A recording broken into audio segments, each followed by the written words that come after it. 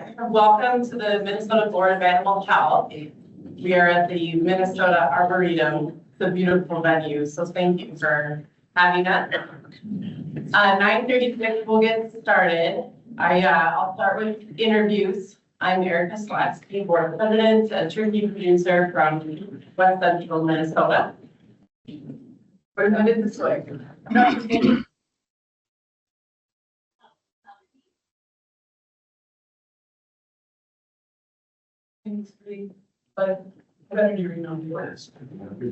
Steve Neal, Joint Field Cattle Producer, member of the board.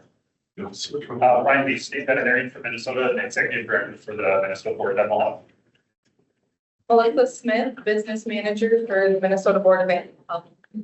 Peggy Cornille, Senior Veterinarian, Cattle Traceability and Livestock Concentration Point Programs, Board of Animal Health. Stacy Holzbauer, State Public Health Veterinarian at the Minnesota Department of Health. Stephan Schaefbauer, Area Veterinarian in charge for USDA. Heather D'Amico, Senior Veterinarian in charge of cervid for the program. Michael Crusan, Communications Director at the Board of Animal Health. Erin Kreider, Communications Specialist at the board.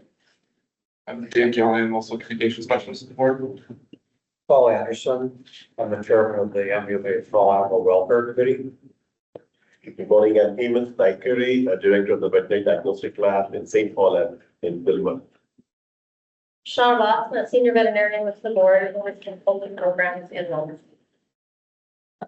I'm Medina, Director of Relations with the Department of Ag. Biological compliance with the board members. After Holzman is the Director of Growers.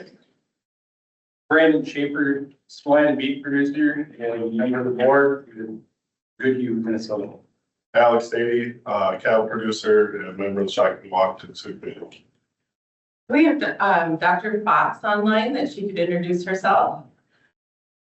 I am Dr. Jessica Fox. I'm a member of the board. I'm a veterinarian in Southwest Minnesota. Go over there and have you and Dale Lauer, retired from the board. thank you. And Lucy, Minnesota Department of Agriculture, Emergency Management. Thank you. I'm Steve Bisco, Senior Veterinarian, Companion Animal Support Animal Health. Fine Miller, Field Veterinary, Mountain Center. And I'm Andrew Bladich, attorney for the Board of Animal Health. Thank you, everybody. We'll move on to our agenda. Is there a motion to approve the minutes from our September meeting? So moved. Is there a second? Oh, sorry. There's been a motion and a second to approve the minutes. All in favor, say aye. Aye. Opposed, same sign. Motion carries. Is there a motion to approve the agenda for today? Is there a second? Second. There's a motion and a second to approve the agenda for today. All in favor, say aye. Aye. All in, sorry. Opposed, same sign. Any discussion? Motion carries. Brian, are you ready for your update? Sure. Okay. That's me.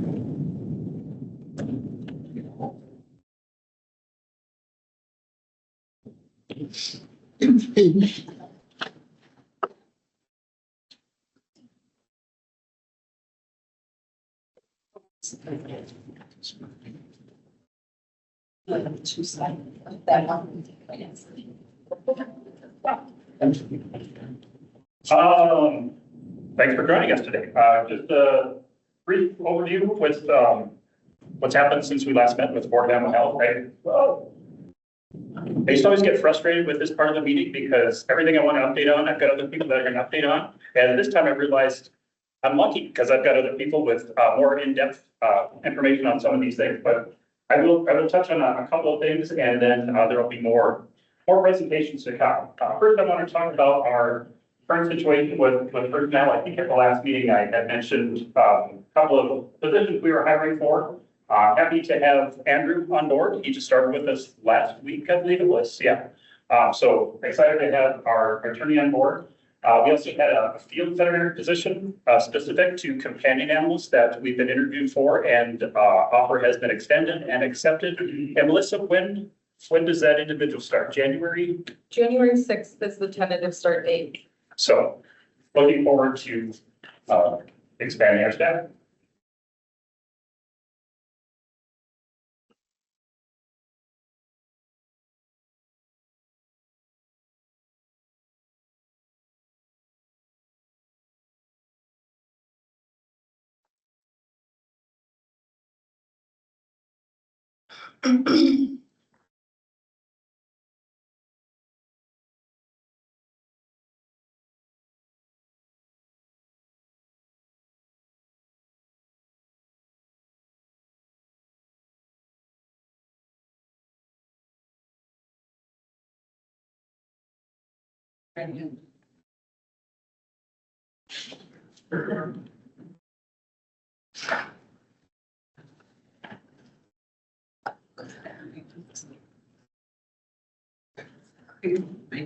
Yeah. This is kind of a summary of what's been happening at the board. I did one of those word cloud things just to kind of give you an idea of what are the main topics that we deal with at the agency, and this probably extends back to March. So H5N1 overwhelmingly has taken up a lot of our conversation. H5N1 in dairy cattle, certainly how it pertains to the poultry industry as well. But this was just an image that I thought that kind of speaks volumes of what we've been up to, what's taken up a lot of our time, and our partners at the Department of Ag and USDA through the last few months. Poultry. I'm just going to touch on these real quickly. Shauna is going to give us a little more in-depth discussion about poultry, but main things that we've been dealing with are high pathogen. We're unfortunately in the midst of a small outbreak, I'll call it, but an outbreak nonetheless, as well as our avian metapneumovirus outbreak that's been nonstop, and we're hoping to get some relief from that. There's some movement that's coming with vaccination that Minnesota is intending to be fully supportive of. So some vaccine imports have been approved from Europe. So modified live vaccine import from Europe. That's the first phase, and then from there we have to determine, are these vaccines safe, and then will states allow them to come in. Our stance at the board is we want a robust response to this disease. We want to use vaccine if and when it becomes available, and make sure that our poultry industry is covered. The other thing that's been happening recently is the pardon and presentation of the turkey. So the pardon of the turkeys out in Washington, D.C. Minnesota was represented there very well by the turkeys. So both turkeys were Minnesota turkeys, but we also had Erica and family were out there for that. Ashley was there as well. So thanks for representing. I can't imagine what that would have been like. And then we had a presentation of turkeys the very next day in Minnesota at the governor's office. And Ashley looked jet lagged.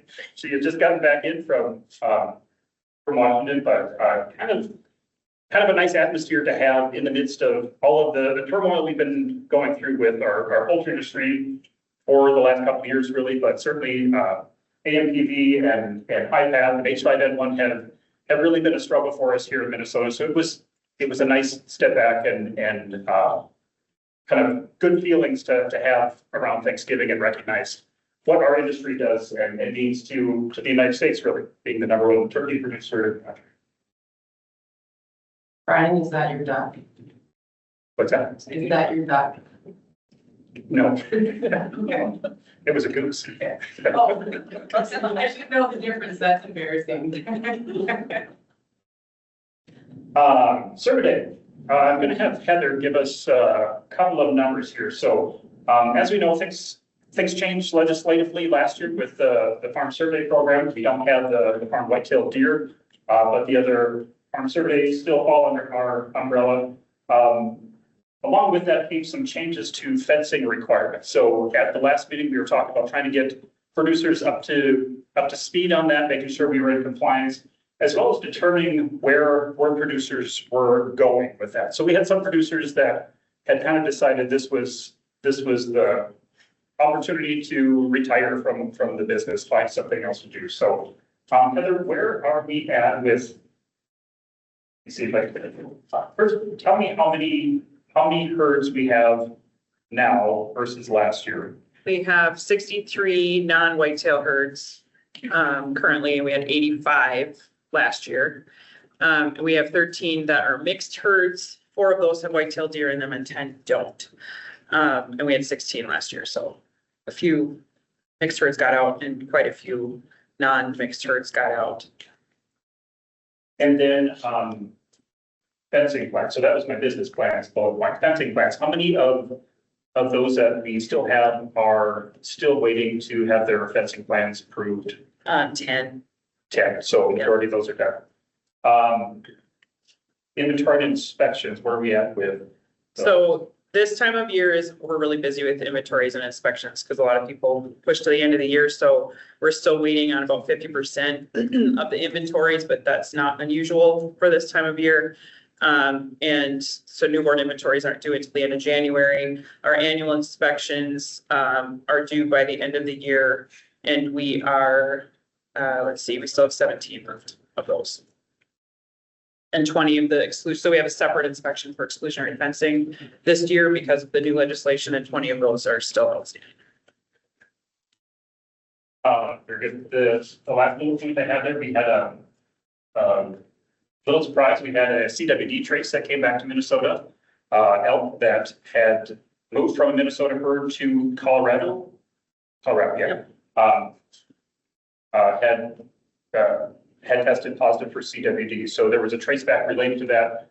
Likely it's related to the environment they moved into. It's known to be a CWD area. So Heather and team have been working on the trace backs and quarantines for those individuals that would have been in contact with the case. So it doesn't appear that it's actually something that traces from Minnesota, but we're doing our due diligence to make sure we're keeping tabs on that. Ironically, the herd that it came from is a herd that sold out. So the actual premise that it came from doesn't exist, but we're tracing back to the other farms that bought animals from them. Do you remember how many so a lot of the animals that moved were shooter bulls. So a lot of them are actually gone and tested. So what's the number we have under surveillance right now in Minnesota? In Minnesota, we have 10. And yeah, so we have four prems and a total of actually 9 animals at those prems. Question. How long had that animal that turned up positive in Colorado been gone? 2 years and 8 months. Pardon? 2 years and 8 months. Thank you. Yep. Good question. Companion animals. Few things going on here. I'll chat a little bit about the last 2, and then I'm going to have Steve give some updates on the first 2. So we've been working with Dr. Anderson, actually Dr. Fox and Dr. Maynard and I had a robust discussion with MDMA about some of the proposed language in the bill, and I think we got to a place where we're comfortable, we're on the same page. So looking forward to seeing where that goes. Michelle, Dr. Cavisto, and myself met with the folks that are proposing the cat bill again, just to determine where we can meet, where's some common ground, where can we collaborate. And I think had a very good discussion. That bill will be proposed again. We're trying to stay as apolitical as we can, but also understand what our agency does and what this bill would do to our agency, the actions that would be taken away potentially. Just the complicating factors, some of those issues were discussed, and I look forward to more meetings. I don't think, Michelle, they didn't have a sponsor yet for that bill, if I remember. So we'll wait to see where that goes and hopefully set up a meeting with the legislator. Steve, can you give us just an update on the rabies situation in Minnesota? Yeah, so as of the end of November, there were 212 cases that came through the Minnesota Department of Health. And of those, 127 led into investigations by the board. As far as the animal breakdown, 65 positive animals 41 bats, 14 skunks, 7 bovines, 2 cats in a box, and then some unfilmables and unsatisfactories tossed in there. So, I believe, and I would Carrie, correct me if I'm wrong on this, the numbers are at least up a little bit from previous years, so, which seems to be a trend for a lot of things, including tularemia, and shout out to Maria Bai, that Department of Health for all of her work with this. This year so far, there have been 26 cases. Obviously, there's a few weeks to go. Last year, again, it was a little bit different with this year. 5 of those cases were actually dogs. Typically, this is a cat thing. Let's see it. So, 2023 was the previous high set was 20 cases. Probably the addition of tularemia testing at the U of M Veterinary Diagnostic Laboratory, thank you very much, has led to a much easier diagnosis of these conditions, and between the Department of Health and the diagnostic lab and the Board of Animal Health, it's been very helpful to get this information out to the veterinarians so they can make these diagnoses quicker and get these animals treated faster, and which is instrumental to keeping them alive. So that's been a huge addition for us there. And it's not just a Minnesota thing. The neighboring states have also reported increases in number of tularemia. And the season seems to be steadily moving by this time. You might see a case or two in November, but I think it was 2 weeks ago, 4 more cases just popped up in mid to late November. So to be determined, but it looks like this is going away. So the numbers are just going to keep creeping up there. Thank you. I kind of wanted to highlight some of the relationships that we have. This program does a great job of that. So as Steve mentioned, we're very closely with the Department of Health. These are rabies and tularemia in particular are zoonotic diseases, something that we're concerned about spreading between animals and people. So we rely heavily on our partners at the Department of Health, as well as the diagnostic lab to do the testing. I think it also has us poised when I'm talking to the folks with the companion animal board. I think we can demonstrate that we already have some established relationships, some collaboration that would be hard to transfer, is not an easy transfer for a completely new board. And I tried to get that point across, that maybe we are more poised to take on some of the roles and duties that they're suggesting with this bill. So more to come on that. We're anxious to have some more visits with them. Swine, a couple things going on. We had USDA House of Delegates meeting earlier this year. Great meeting. Minnesota was well represented. We had some initiatives that actually came from Minnesota. And this one I'm kind of proud of. We talked about setting this U.S. swine health improvement program up to identify, prepare for the risks of African swine fever, classical swine fever. And I was concerned that there was going to be some fatigue with African swine fever. It's one of those, we're all dressed up for the party and there's no party.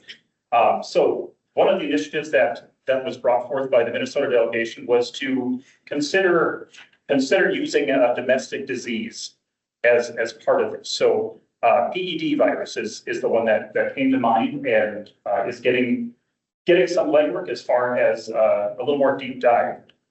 From that, we also had a meeting last week. Brandon, myself, Dr. Schaefbauer met down at Minnesota Pork to discuss kind of the swine industry's approach to dealing with disease. So we haven't had anything like we're dealing with in dairy and poultry recently. Certainly pseudorabies would be an example of where the industry had to come together. But the point of the meeting was, what are we doing? What can we do to set the stage? In some respects, be an example to other swine producing states on how we work together.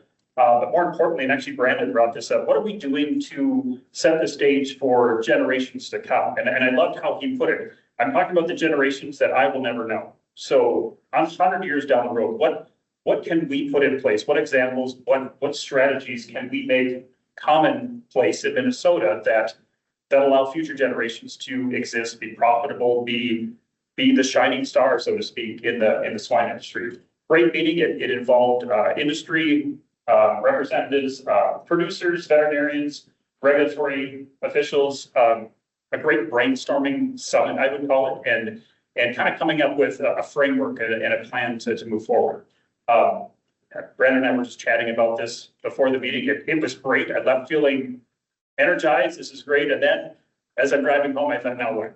So my concern is we need to keep the momentum going. And I think we will. The group that was there were who's who of the swine industry in Minnesota. So I think we had great representation. We've got a lot of good energy, a lot of individuals that will help us move it forward. But now it's on us to keep the momentum going. So looking forward to more swine discussions, more swine initiatives in 2025. Oh, sorry, Aaron. My last slide is on budget. So, and actually, I'm going to have Melissa give a little update on this, just to kind of keep you abreast of where things are at, and some things that have happened that are unique to where we're at today. So, I just want to remind everyone that we're dealing with basically 3 responses: AMPV, H5N1, and HIPAP, with the same infrastructure, with the same resources that we've had. We do have additional emergency funding that has come from USDA to help with the dairy response, but we don't really have additional resources in staff, and it's a daunting endeavor, and I'm a little bit concerned about where next year goes.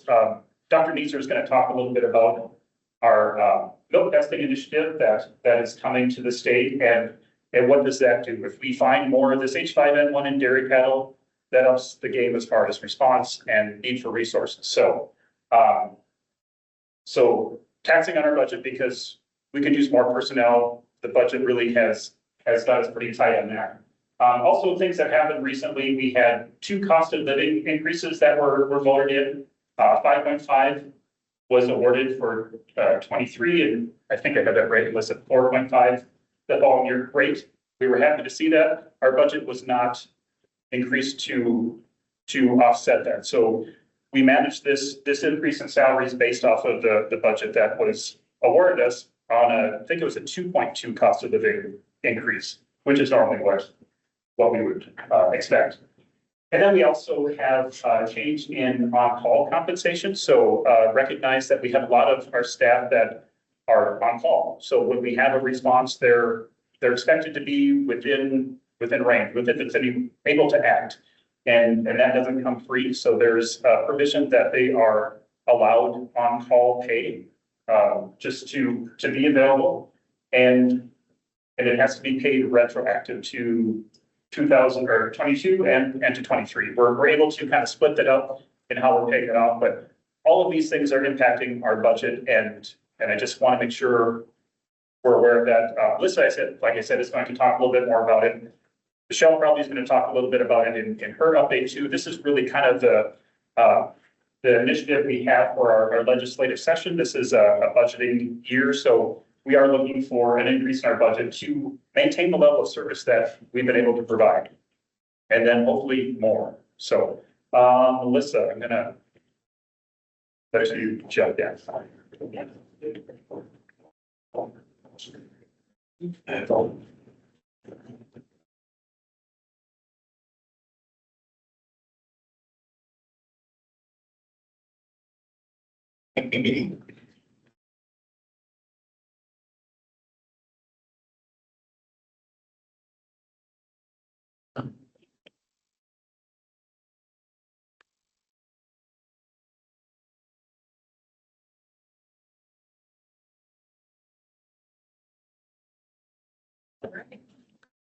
So just quickly wanted to go over some budget things right here.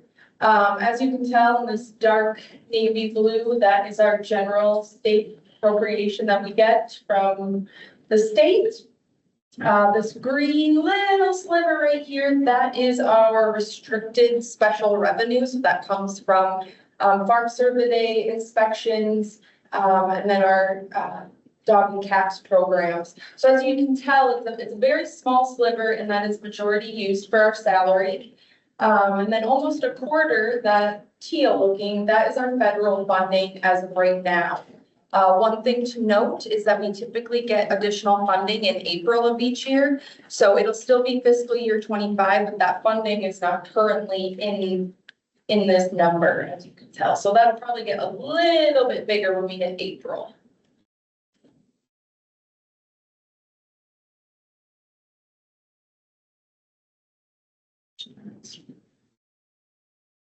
I'm sorry. Yes. I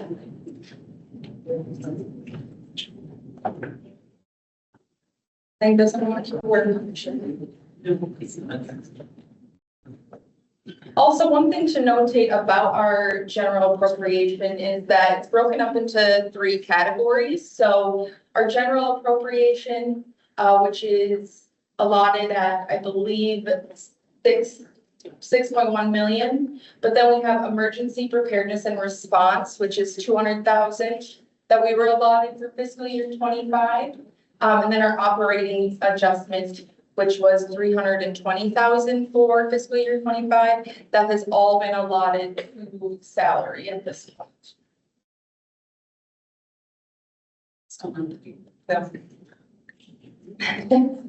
Sorry.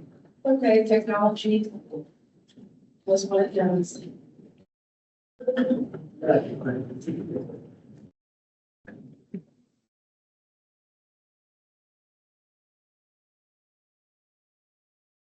Okay. So looking at our biggest majority of the budget, our general appropriation, as you can see, majority of that appropriation goes to salaries, so 72%. I think the last time I gave a budget update, it's either 67 or 69%. So you can see right there, it's between a 3 to 5% increase that we've seen in salary costs. And that goes back to what Brian said about retroactively paying for on-call pay, and then additionally the on-call pay that will incur in fiscal year 25. I also bragged at a lot of our board meetings that we were able to beef up some of our positions, get more staff, but along with having more staff, we are seeing that our budget is getting eaten up by salary costs. And then with that, we have 211% right here. Minute cost being in green, professional technical services, so outside vendors that we pay. One thing to notate about Minute is that they did let us know that as we are at the end of this biennium and we will be going into a new biennium, that a multitude of things have increased. So technology costs and software has increased. Their services that they give us are increasing, as well as their payroll is increasing. And the board and many state agencies actually pays for the salaries of Minute. So one thing to notate there. Along with professional technical services and that teal, we will see additional costs in a lot of our contracts. So preparing for that as well. Then those smaller other areas that we see, the 2% and the 4%, travel and fleet, and then our space rental and utilities. One thing to notate about the space rental and utilities is that the St. Paul office is in the Freeman building. Currently, admin is slated to pay off that building, I believe, at the end of calendar year 2026. So with them paying that off, we are looking at saving some funding there, as the cost to rent our space should be less. So one of the reasons why I really wanted to give this budget update is, as I mentioned, majority of our salary budget comes from that general appropriation. Right here in the green is what we've expended to date. So you can see right here next to unexpended in teal that they're getting pretty close as we get through December. We still have to get through December, and I'm expecting, with that being said, that they will pretty much be right around even. So that's something that we'll be monitoring probably on a bi-weekly basis to see kind of if we need to make a cut somewhere, or if we need to adjust somewhere. There are a few ways to sort of finagle that. which would bleed probably into fiscal year 26 funds, which we would try to avoid because it would be unsustainable to keep bleeding into next year's funding. One thing that I'd like to also mention in here is that the federal funding over here, we will see that increase, like I said, in April with roughly forecasted about 300,000 in additional salary funding in this 300 category. As you can tell, that is pretty small compared to our 1,000 funds or our general state appropriation. And then right here, our 2,000 funds, which is our restricted special revenue. Very, very tiny. I think when I showed you the slide before, it was about 62,000. We usually expend those funds in the fourth quarter of the fiscal year, and that's due to a lot of the fees coming in around January and then extra late fees or anything like that coming in around February. So this is a big concern of ours as we are getting into the next year. Looking at January for a time frame, maybe February, to see kind of where we're at with federal funding, kind of see how things start with legislation beginning legislative session. If we do find ourselves kind of in a pinch, we will be looking at a multitude of ways to decrease our costs and kind of cut out anything that we would need to.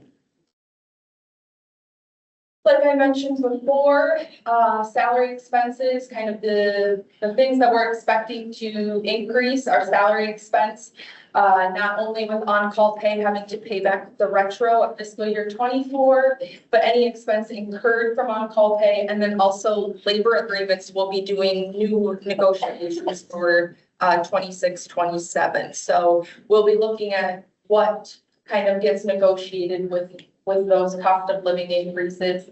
As I mentioned, minute costs and then some disease surveillance testing. So the VDL did increase some of their rates, which is expected. But with that being said, we will be looking at ways to adjust our contract to be able to continue to pay for those. Michelle Medina will probably talk about this a little bit later, but the board did submit a operating adjustment to be reviewed during legislative session. We did put in all of those things that I mentioned, salary expenses, minute costs, and the VDL testing rates going up. So we did ask for roughly, I believe, off the top of my head, I don't have it on my magic brain here, but I think it's around 500,000 that we asked per fiscal year through fiscal year 29. Obviously fiscal year 29, 27, 29 through there, that would be down the road, but we are looking to see where that comes with legislative session. And that is what I have for you at this time. Do you have questions specifically about the budget?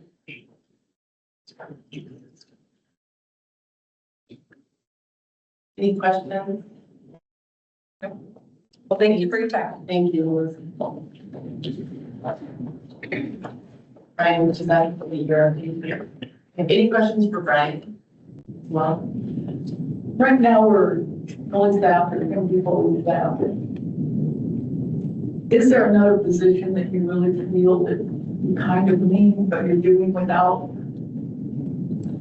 It's hard to say on a day basis, but when we get involved, I'm really worried about H5 and surveillance and IPAD at the same time. So that's drawing from the same pools of staff, and we're fortunate to work with Department of Ag and USDA. We can't do this without them. And I'm even looking at kind of the national projection. If this no surveillance go in a certain direction, we could see a lot more cases in a lot more states requiring a lot more resources from the USDA being pulled away from us as well. So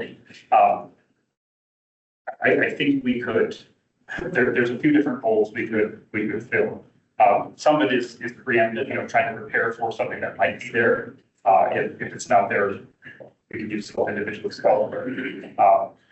With Andrew's position, I think there's room for assistant there, going through some of the data requests that we get and managing some of that. I think that became apparent last year with position that there's a lot of work to be done, but, field staff, we share with USDA. USDA is in a similar position with funding and short staff, and I think Dr. Schaefbauer, she mentioned this before, maybe she mentioned it again today, but she's not willing to hire at this point, so that puts more of the onus on the state to be able to respond to these disease events. So whenever we have a disease event, then our day-to-day activities are put on the back shelf. So we're not consistently managing our day-to-day things. Poultry program is short-sighted right now because our focus is two diseases right now. And oh, by the way, we still have our regular inspections and trainings and things to do. So there's a few places we could plug holes. Thanks for explaining that, because sometimes you guys make it look so easy. You know, and you do a lot of work without complaining, but you know, it's a stretch to get it all done.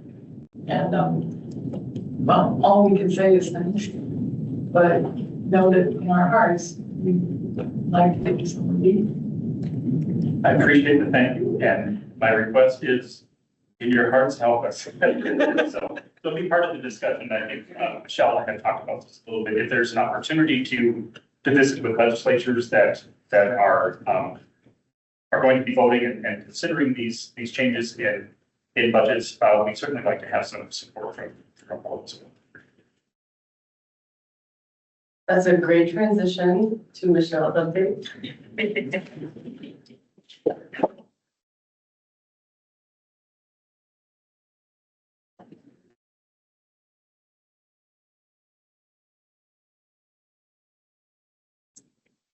Yeah, this microphone's not very loud, so, and I don't have any presentations. I did not have the time.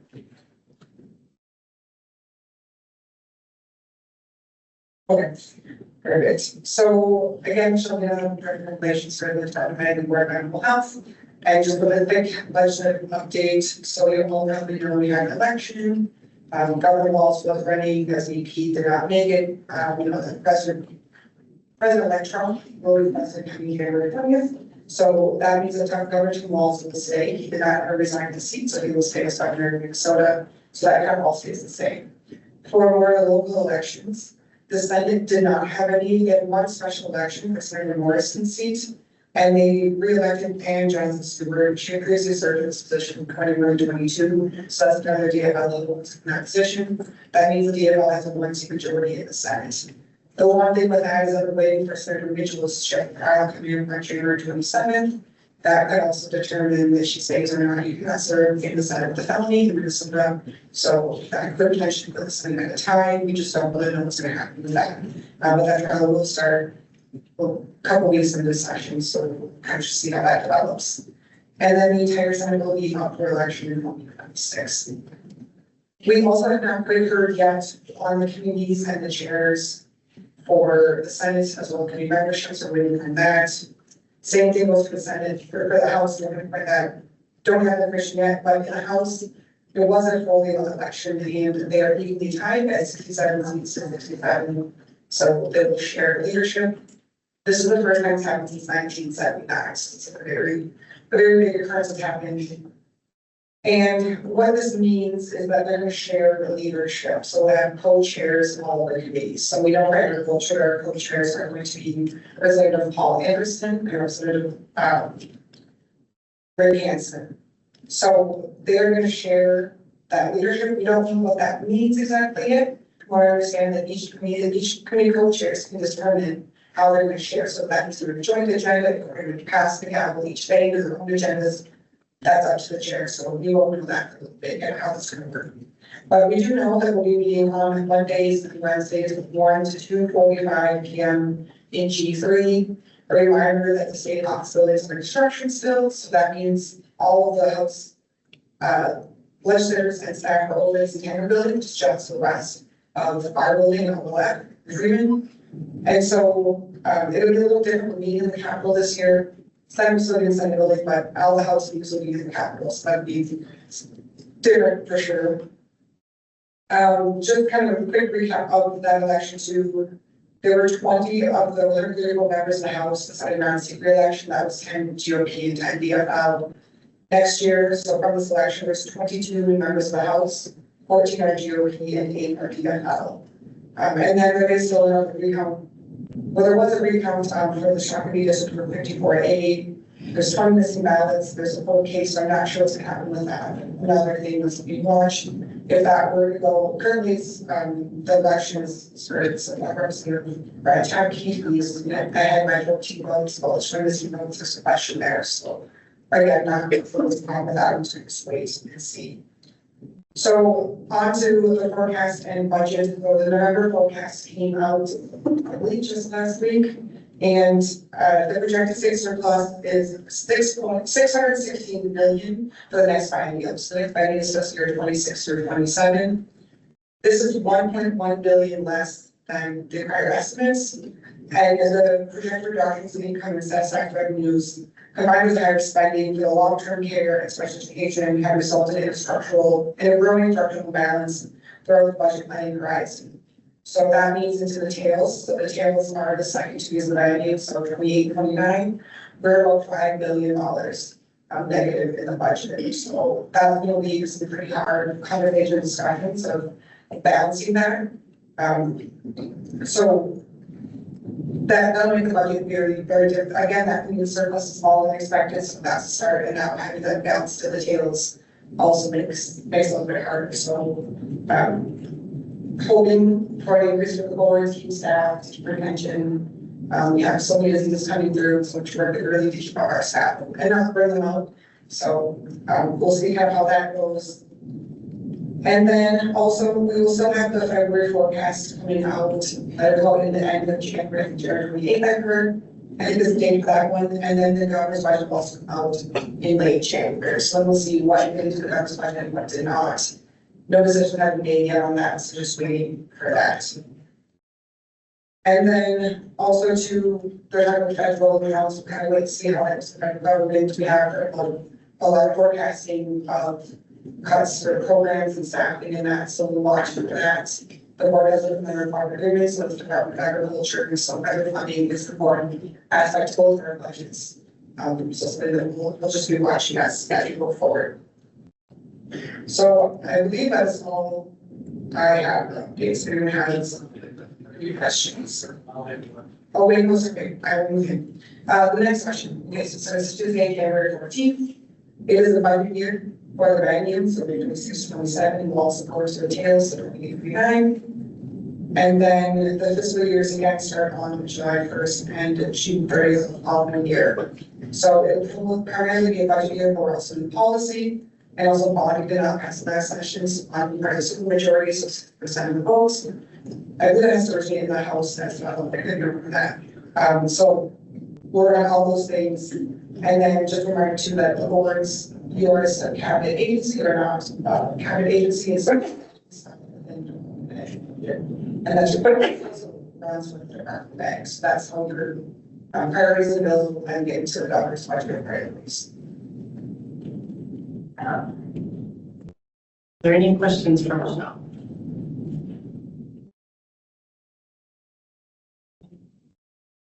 Thank you for interrupting. Diagnostic labs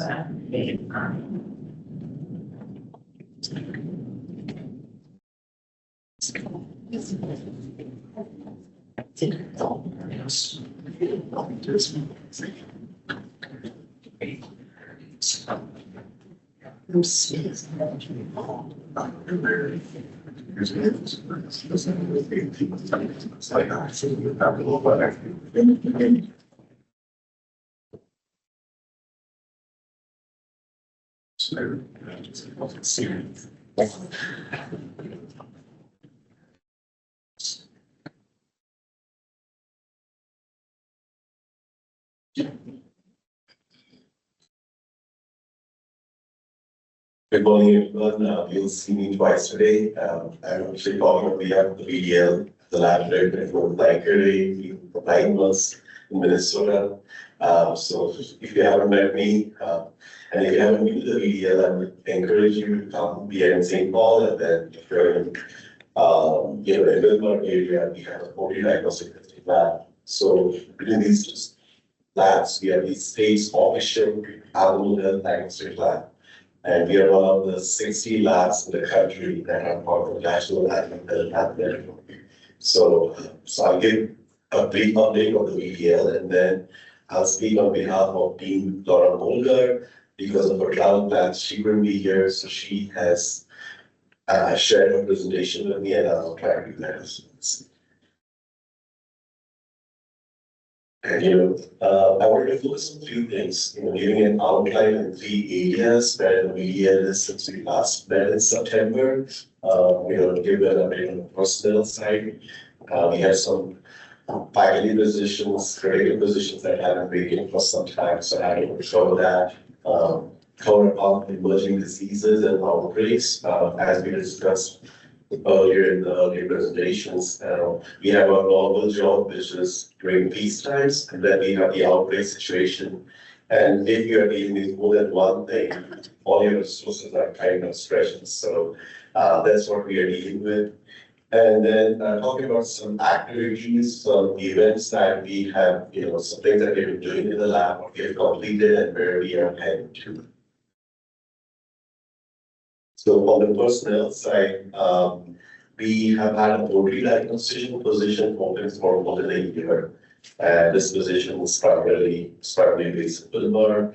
Our first round was not successful. It's the second round is going on, and we are shortlisted candidates as one of the research committee, and they're expected to be interviewed in January in person. So hopefully, keeping our fingers crossed that we attract a good candidate to our state, to take the poultry diagnostician position. It's a pathologist / diagnostician because it allows them to do not only histopathology, but also kind of connect with our companies and industry in general. So the other position is a food animal diagnostician, and that position actually vacated in July of 2024.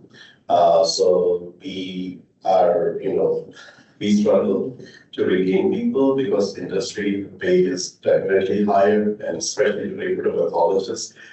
It takes a couple of years. There was a survey that was done across the country, and it was anywhere from 1 to 3 years to recruit a pathologist. It's just that industry, the pharmaceutical industry, and others always trying to recruit those folks.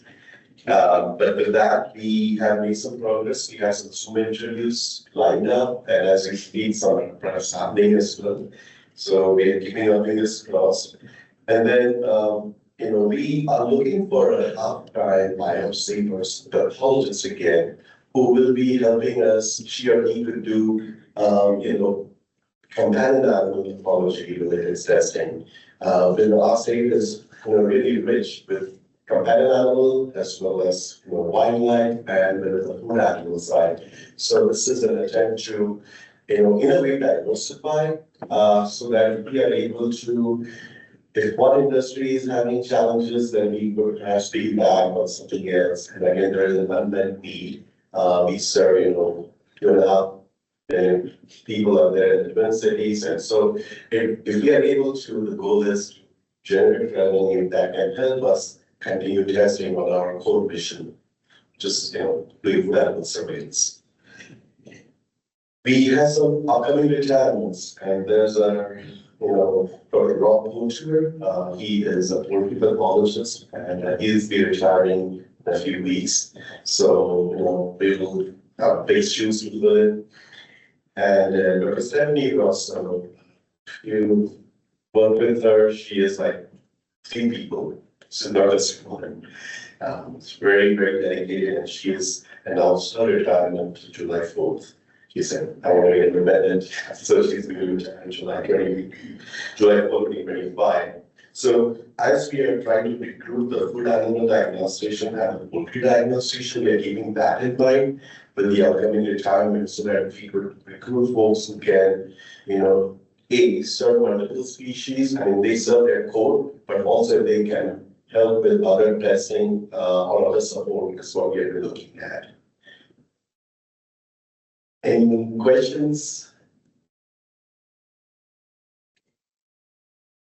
Switching gears on emerging diseases and outbreaks, very quickly, there's a lot of discussion and I'll leave Shauna will cover some of it as well. I think, avian metapneumovirus, but the lab, has been, in our Wilbur lab especially, I'm pretty busy with, avian metapneumovirus. At the lab, we conduct, actually 4 kinds of tests. We do the PCR test and the avian metapneumovirus, which causes, right tracheitis. It's primarily a respiratory disease, but it can also have reproductive issues.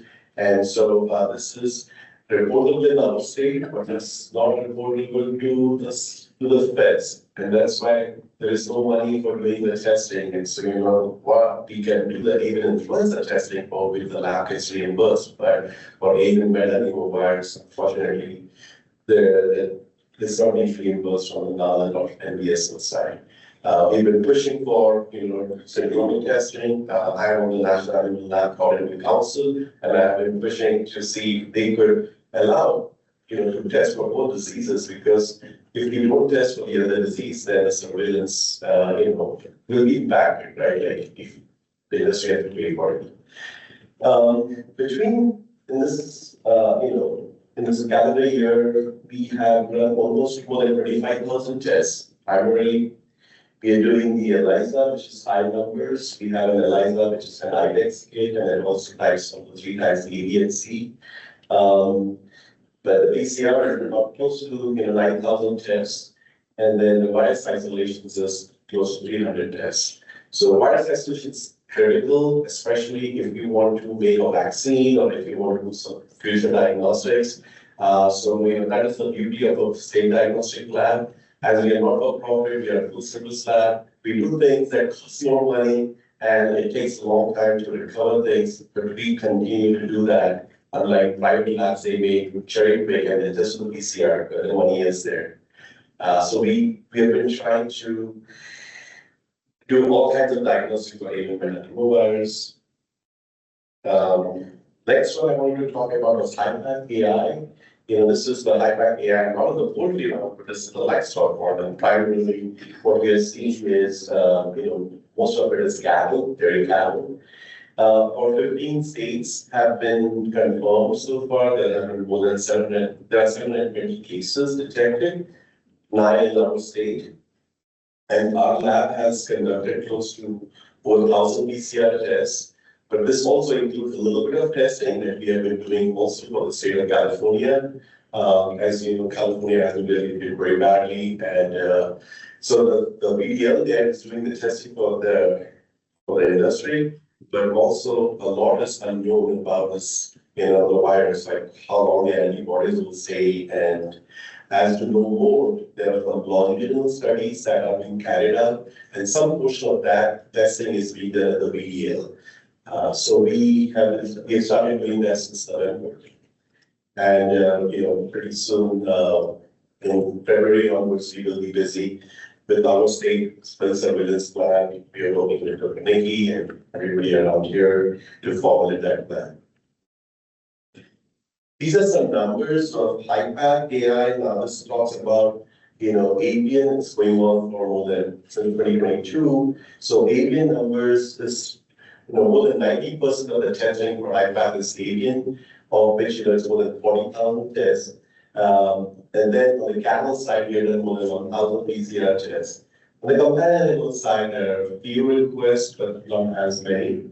So, that is kind of get our Wilbur lab and our molecular lab busy, besides doing our routine diagnostics, whether it is spurs or maybe testing for PED or cycle value virus and others. And this just shows, I copy pasted this from the Northern website, to kind of give you a feel, like almost every state, 49 states, we have outbreaks in poultry. As far as last week, 720 dairy birds were affected, and then there are 15 states with outbreaks in dairy cows. So if you go to the Northern website every day, I think they have been updating it Monday to to Friday at 4 p.m. Then very quickly on some of the activities that we have completed in the media.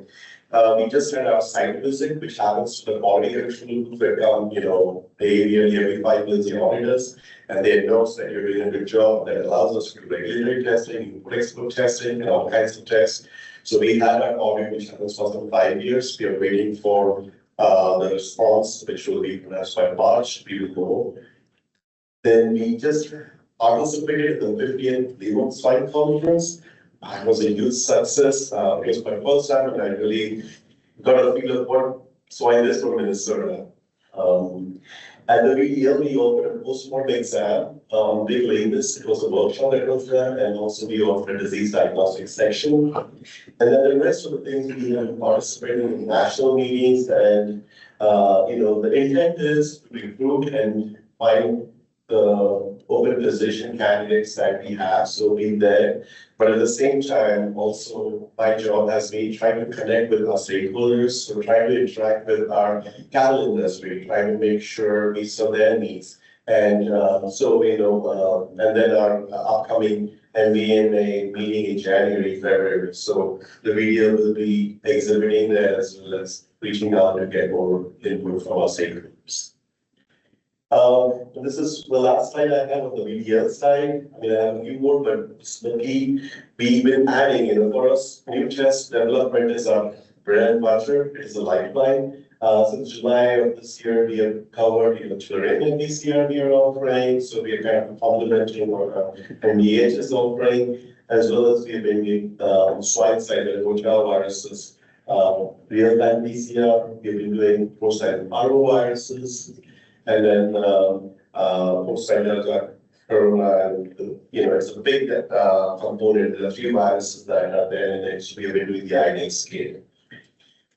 If you can see the pipeline, we have tests which have swine, and we are trying to do tests for small ruminants and for large ruminants. And especially like chlamydia, coxiella, and toxoplasma, these are related to abortions, and small ruminant abortions also. Some of these also cause ocular infections in animals. So we are offering those tests. And last, we are trying to look into many places accessing maybe a state veterinarian, accessing a veterinarian is difficult, especially so. We've been going to offer a serology assay, which is a blood-based assay for small ruminants and for cattle. So if a veterinarian is not available to a producer to go for preparative examination, then they can send us a blood sample and we can do the testing. Within 25 to 30 days post-breeding, you can detect if the animal is open or pregnant. So we are a very busy lab. Again, if you haven't been to the lab, we'll be happy to host you. And that's my email address. Any questions for me?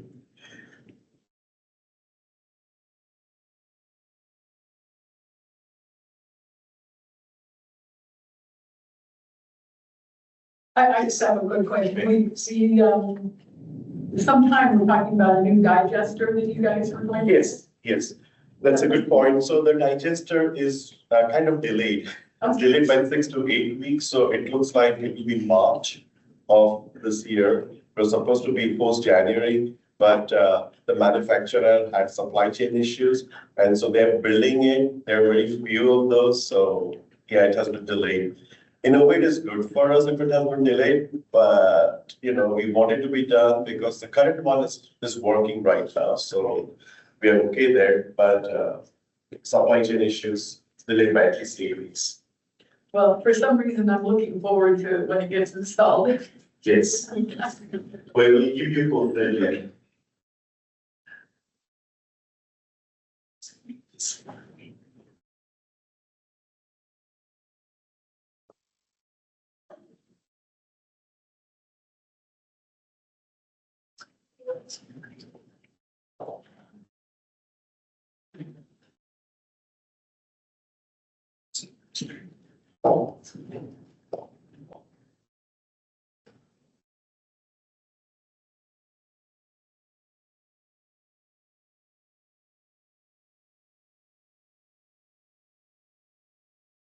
So Again, I mentioned earlier that Dean Bonilla is not here, she has a travel plans, so I'm kind of filling in for her, and, she wanted to need to cover two primary areas. The focus has been on our recruitment of our DEM students, and also on our plans for the upcoming, legislative session.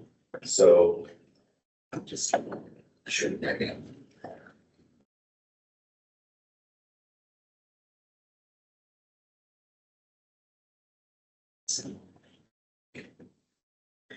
So it seems like a long way, but the class of 2029 will be on campus pretty soon, next fall.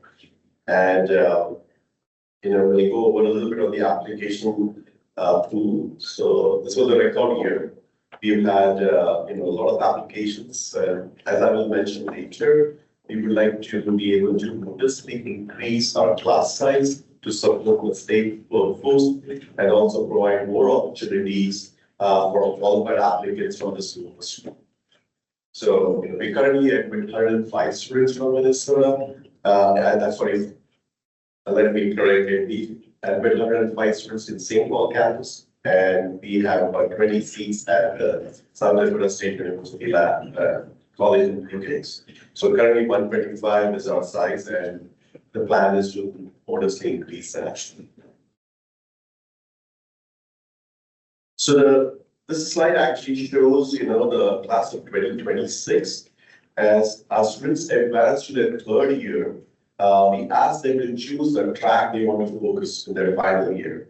As far as their studies, especially in their clinical year, whether they want to get into food animal practice or small animal or equine. So this table actually shows the difference between our St. Paul students and those coming to us from South Dakota State.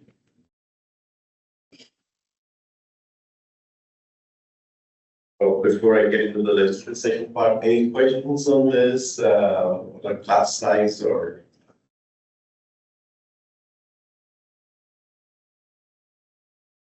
So the second aspect, Dean really wanted to cover was, the upcoming legislative session. It's about a month from now in St. Paul.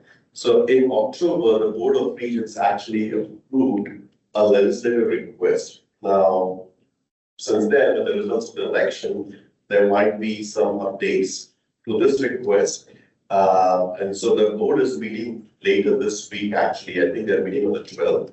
But this is what I'm sharing is what was approved in October. So the request is in about, the university is requesting for a total of $235 million in new funding. And that will be front loaded in year one. This is the biennial year, so it's be further in year one, $235 million. And the most specific opportunities so far are within the health sciences strategic plan. And that is about, $45 million. The rest of the budget request includes an additional $120 million in core mission support. And then $30 million for enhancing the student experience and $40 million for research in to drive economic growth. So I'll start with the first three things that they're asking for. So, the core mission support, they're requesting $120 million for that. Basically, that is basically to run the university, but it also includes planned compensation. So, just as we look at the Board of Animal Health budget, same situation for us as well. So the core mission, $120 million is what we asked for. Another $30 million of student experience, primarily focusing on undergraduate students, but the benefits of that funding will affect all of the students on campus as well, because it will be towards classroom repairs, new technology, and also increase mental health support services. $40 million, sorry. Another $40 million to drive economic growth. We don't have more details about it, what it looks like, what will be included in it. So as we find more information, we'll share that, maybe at the next meeting we should go forward. And then this is the Health Sciences Strategic Plan. So the Health Sciences Strategic Plan actually includes multiple things, but it also includes funding for 3-4 things. Number one, it helps to increase the class size by 20 seats. So the 20 seats will be allowing us to go from 125 to 145. It will allow to cover, year-over increase in placement of veterinary students in underserved communities. And it will allow to expand clinical and community reach in greater Minnesota. And finally, also in part for a pilot in One Health clinic by 2026 that offers interprofessional prevention and care for people and their pets. So the Board of Regents have heard and they will give an updated presentation of this plan on December 12th, and then they will vote on it.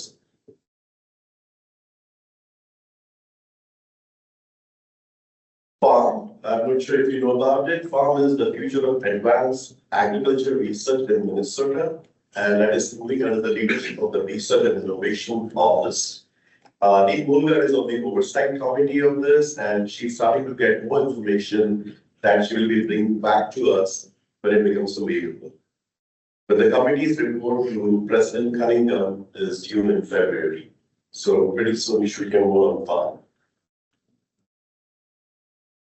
And then lastly, I want to mention about the Minnesota Rural Veterinary Loan Repayment Program.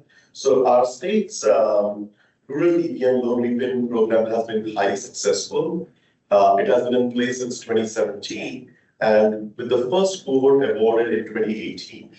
So we have tracked that 80% of our recipients remain in good animal practice, just phenomenal. Compared to, significantly has outperformed loan forgiveness programs in other professions. However, the program's criteria are quite restrictive, more so than similar in other states. We believe broadening these criteria could attract more applicants and further enhance the program's success. So, for instance, we want to expand the eligibility beyond the current limit of 3 years. 3 years post-veterinary schooling would be a great starting point.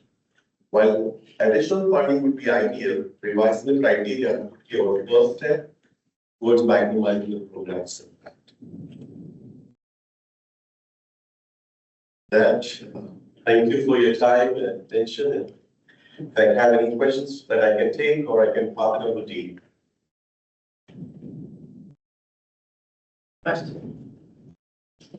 Thank you. Thank you.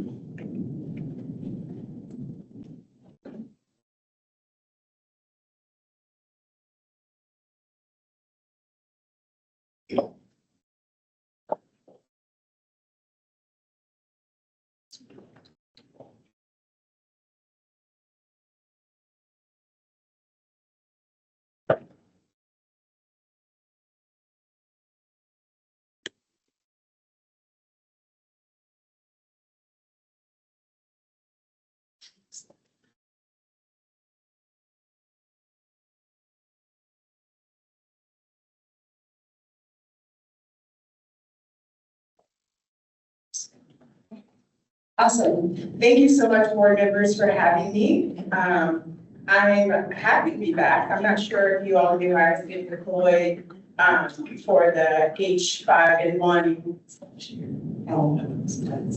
I had been deployed for the H5N1 incident with the Veterinary Services Deputy Administrator's Office for 4 months. And so had a few other people in my seat. And so really happy to be standing in front of you now. I'm happy to be back with the Minnesota team.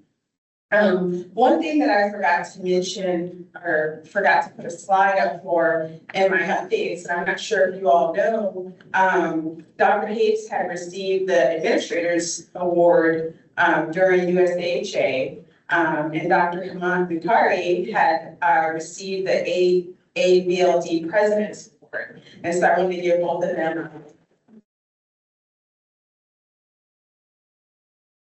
We always know we're top, we're the best. And then when our leaders are receiving awards, it just kind of it lets us know what we already know. So congratulations to both of you. And we're just so lucky to have you, serving here in Minnesota.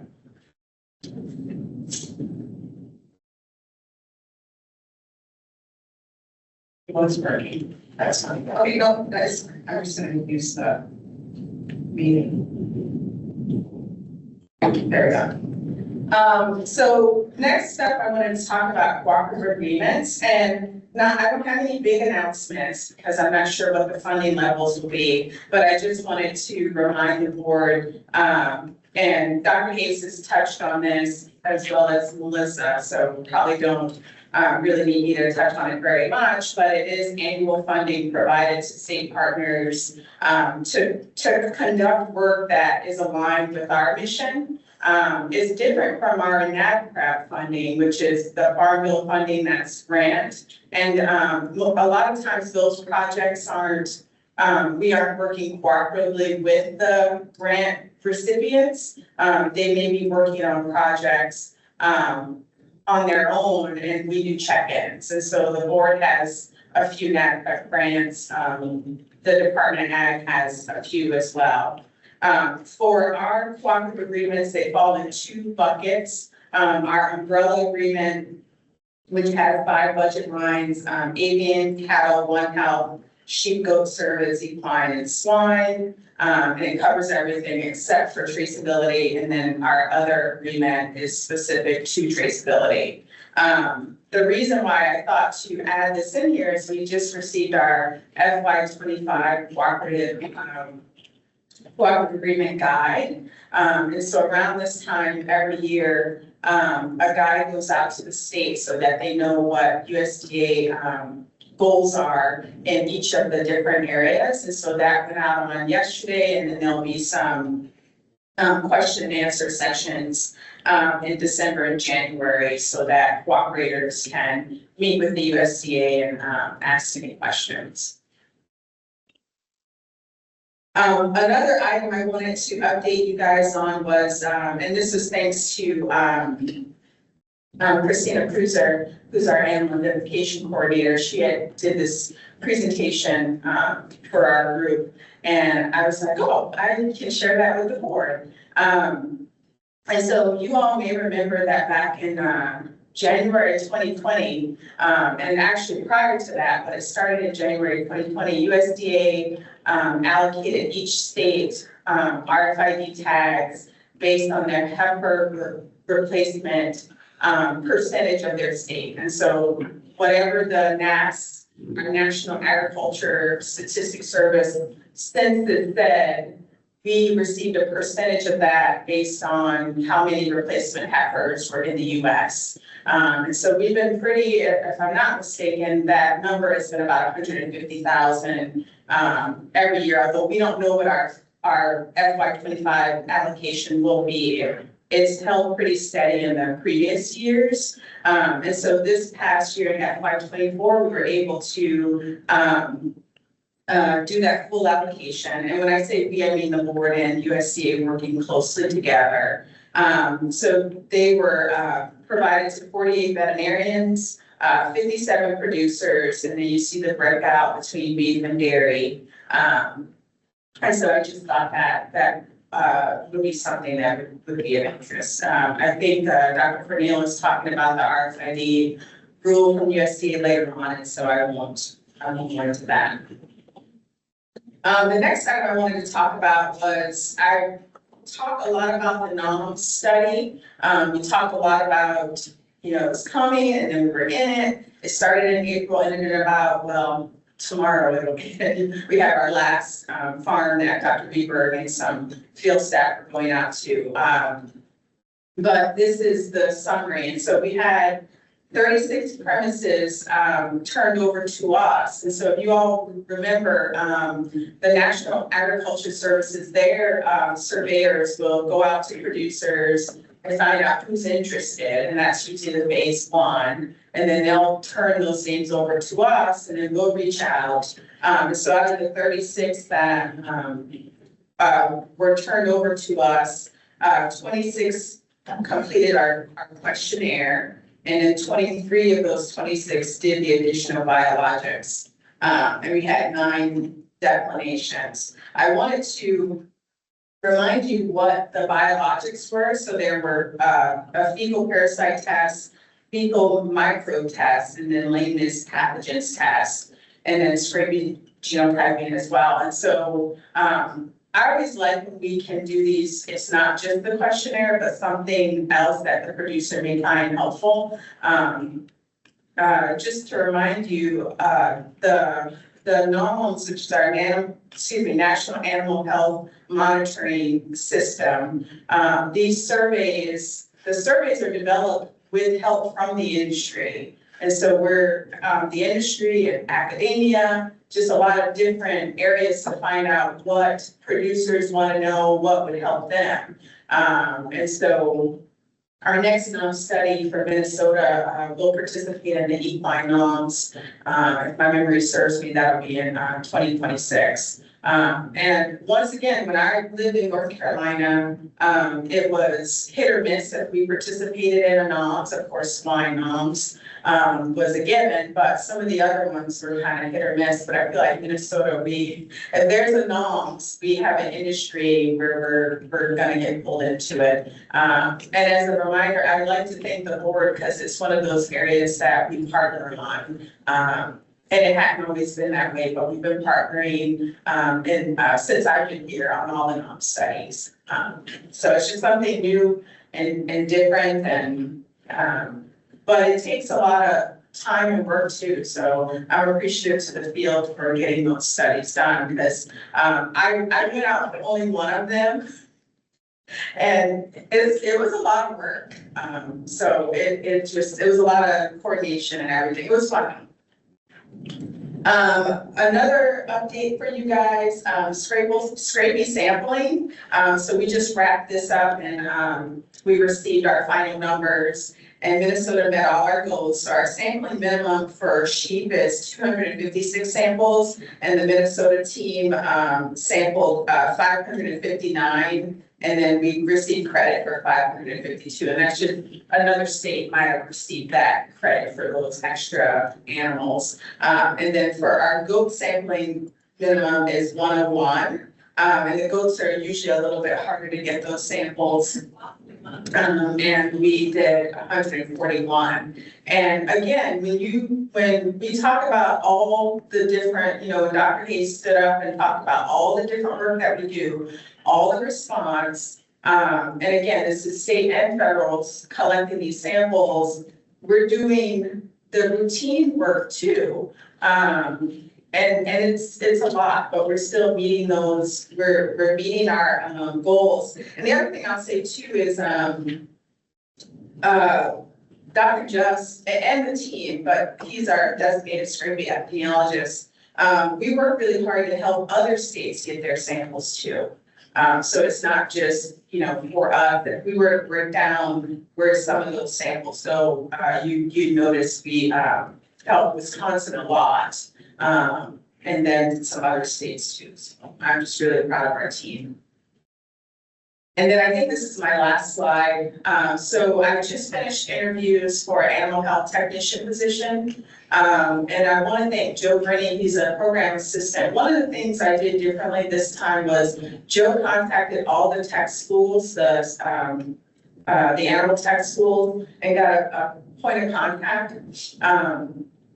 So that when we posted a job, we could send it to them. And I feel like the applicants that we got this time around I think that extra effort showed.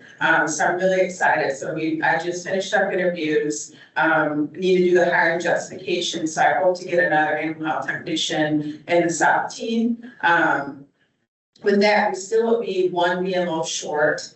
And then one AHT short, and then a ready response for that. I don't think we're going to be able to hire that ready response. I've tried. And we just, I think it's the traveling obligation. I think it's over 50.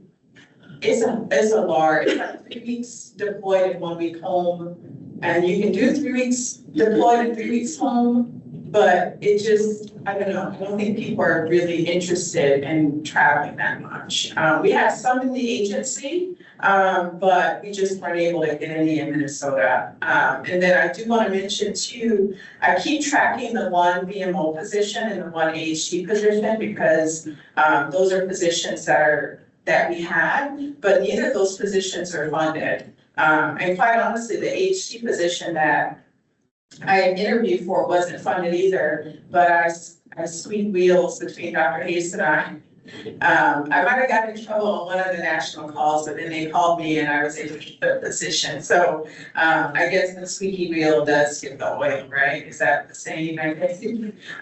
So we'll just keep reminding them that, I mean, the work that we do here is so important, and to be short positions and not funded is really hard on our team, and it doesn't help us meet the mission that we need to meet.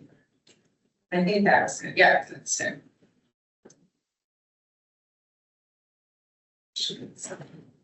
And then I didn't talk about H5N1. I know it's like the elephant.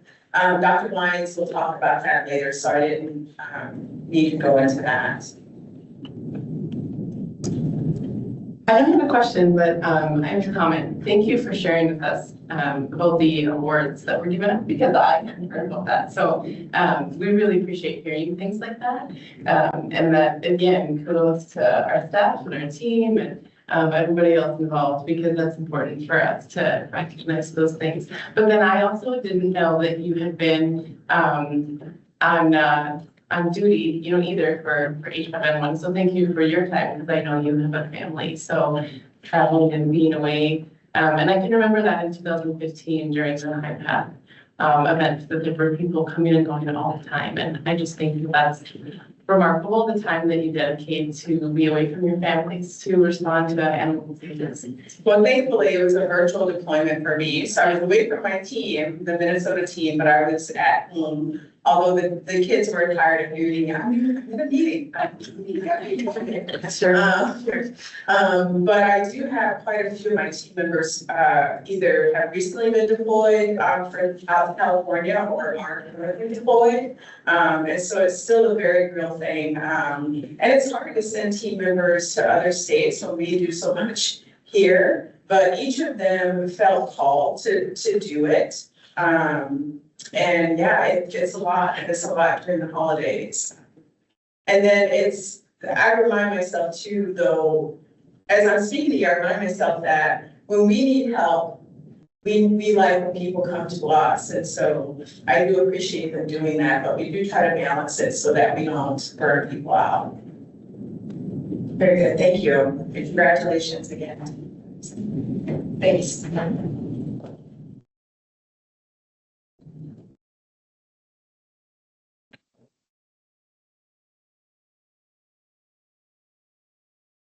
Erica, just to add to that, and kudos to Dr. Schaefbauer. Part of the reason you didn't notice she was gone is because she still takes care of us here in Minnesota. So she was good about staying in the loop and helping us grease the skid once in a while too when we needed some help while she was on deployment. So even though she was deployed, she was still taking care of us.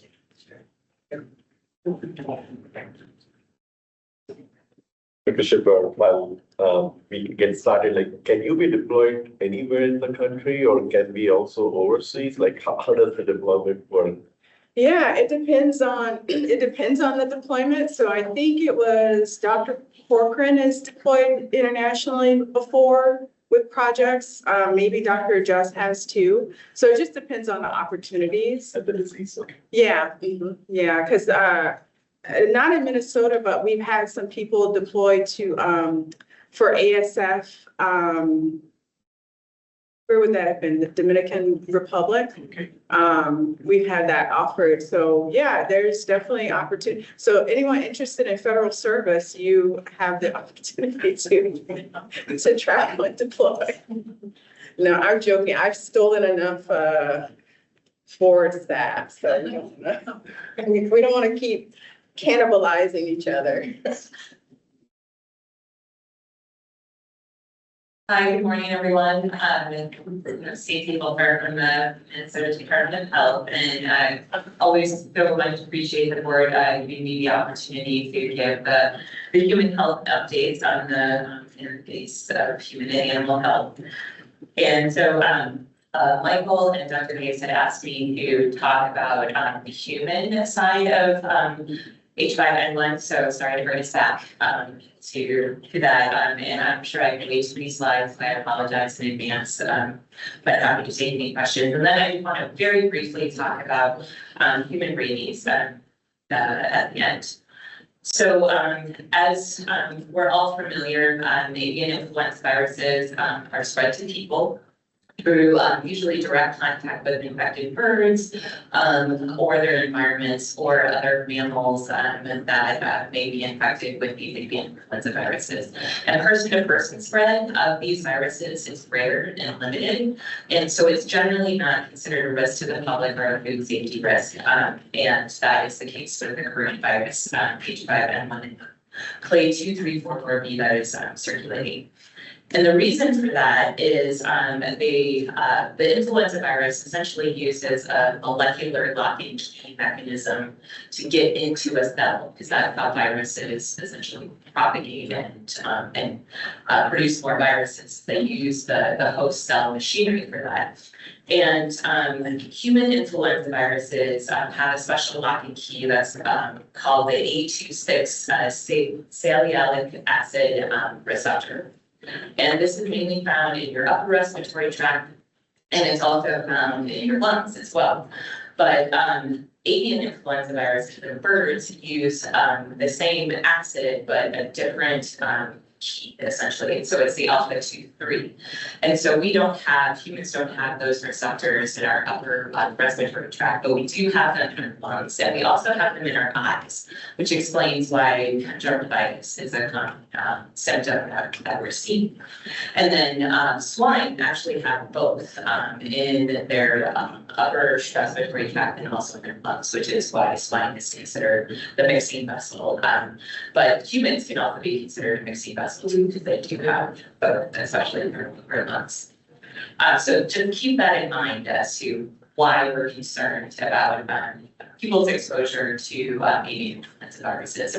And the concern is always that these viruses, as they are in more mammalian species, they'll develop that ability to then attach to that alpha 2,6 receptor. So key life is the bad part to think about.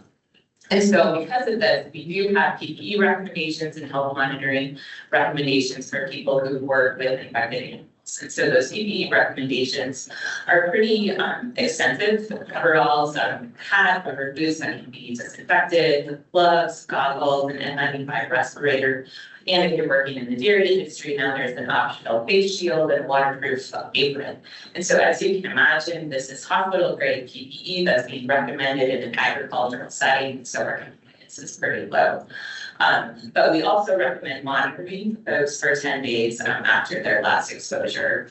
And then if people develop illness, testing, and depending on the virus that may be circulating, prophylaxis can be recommended as well. And so since these viruses, the H5N1 viruses first appeared in the 90s in Southeast Asia, we have seen human cases. And so it's not unexpected that we would see spillover. And so since 1997, as of October 22nd, there's been 942 human H5N1 cases that have been reported worldwide. And I'm sure that number is high now in 24 different countries. But many of these countries have very poor surveillance, so it's likely a huge underestimation. So when we look at our human monitoring experience here in Minnesota, you guys slides before, but we're up almost to 2,400 people that have reported exposures to the Department of Health. Most of those are poultry exposures, but we do have a few positive companion animals that have been reported, and those tend to have a lot of exposures, and we do monitor those people as well. And so we currently have 42 people in monitoring. And we've tested since 2022, 91 people who have reported symptoms, 91 of those people have been recommended testing because they reported symptoms to us. But we've had 65 poultry workers, 2 dairy workers, and a veterinary technician were tested. No one has tested positive for H5N1 in Minnesota. But we have picked up in 26% of our samples seasonal respiratory pathogens, such as SARS-CoV-2 or seasonal coronaviruses and rhinovirus.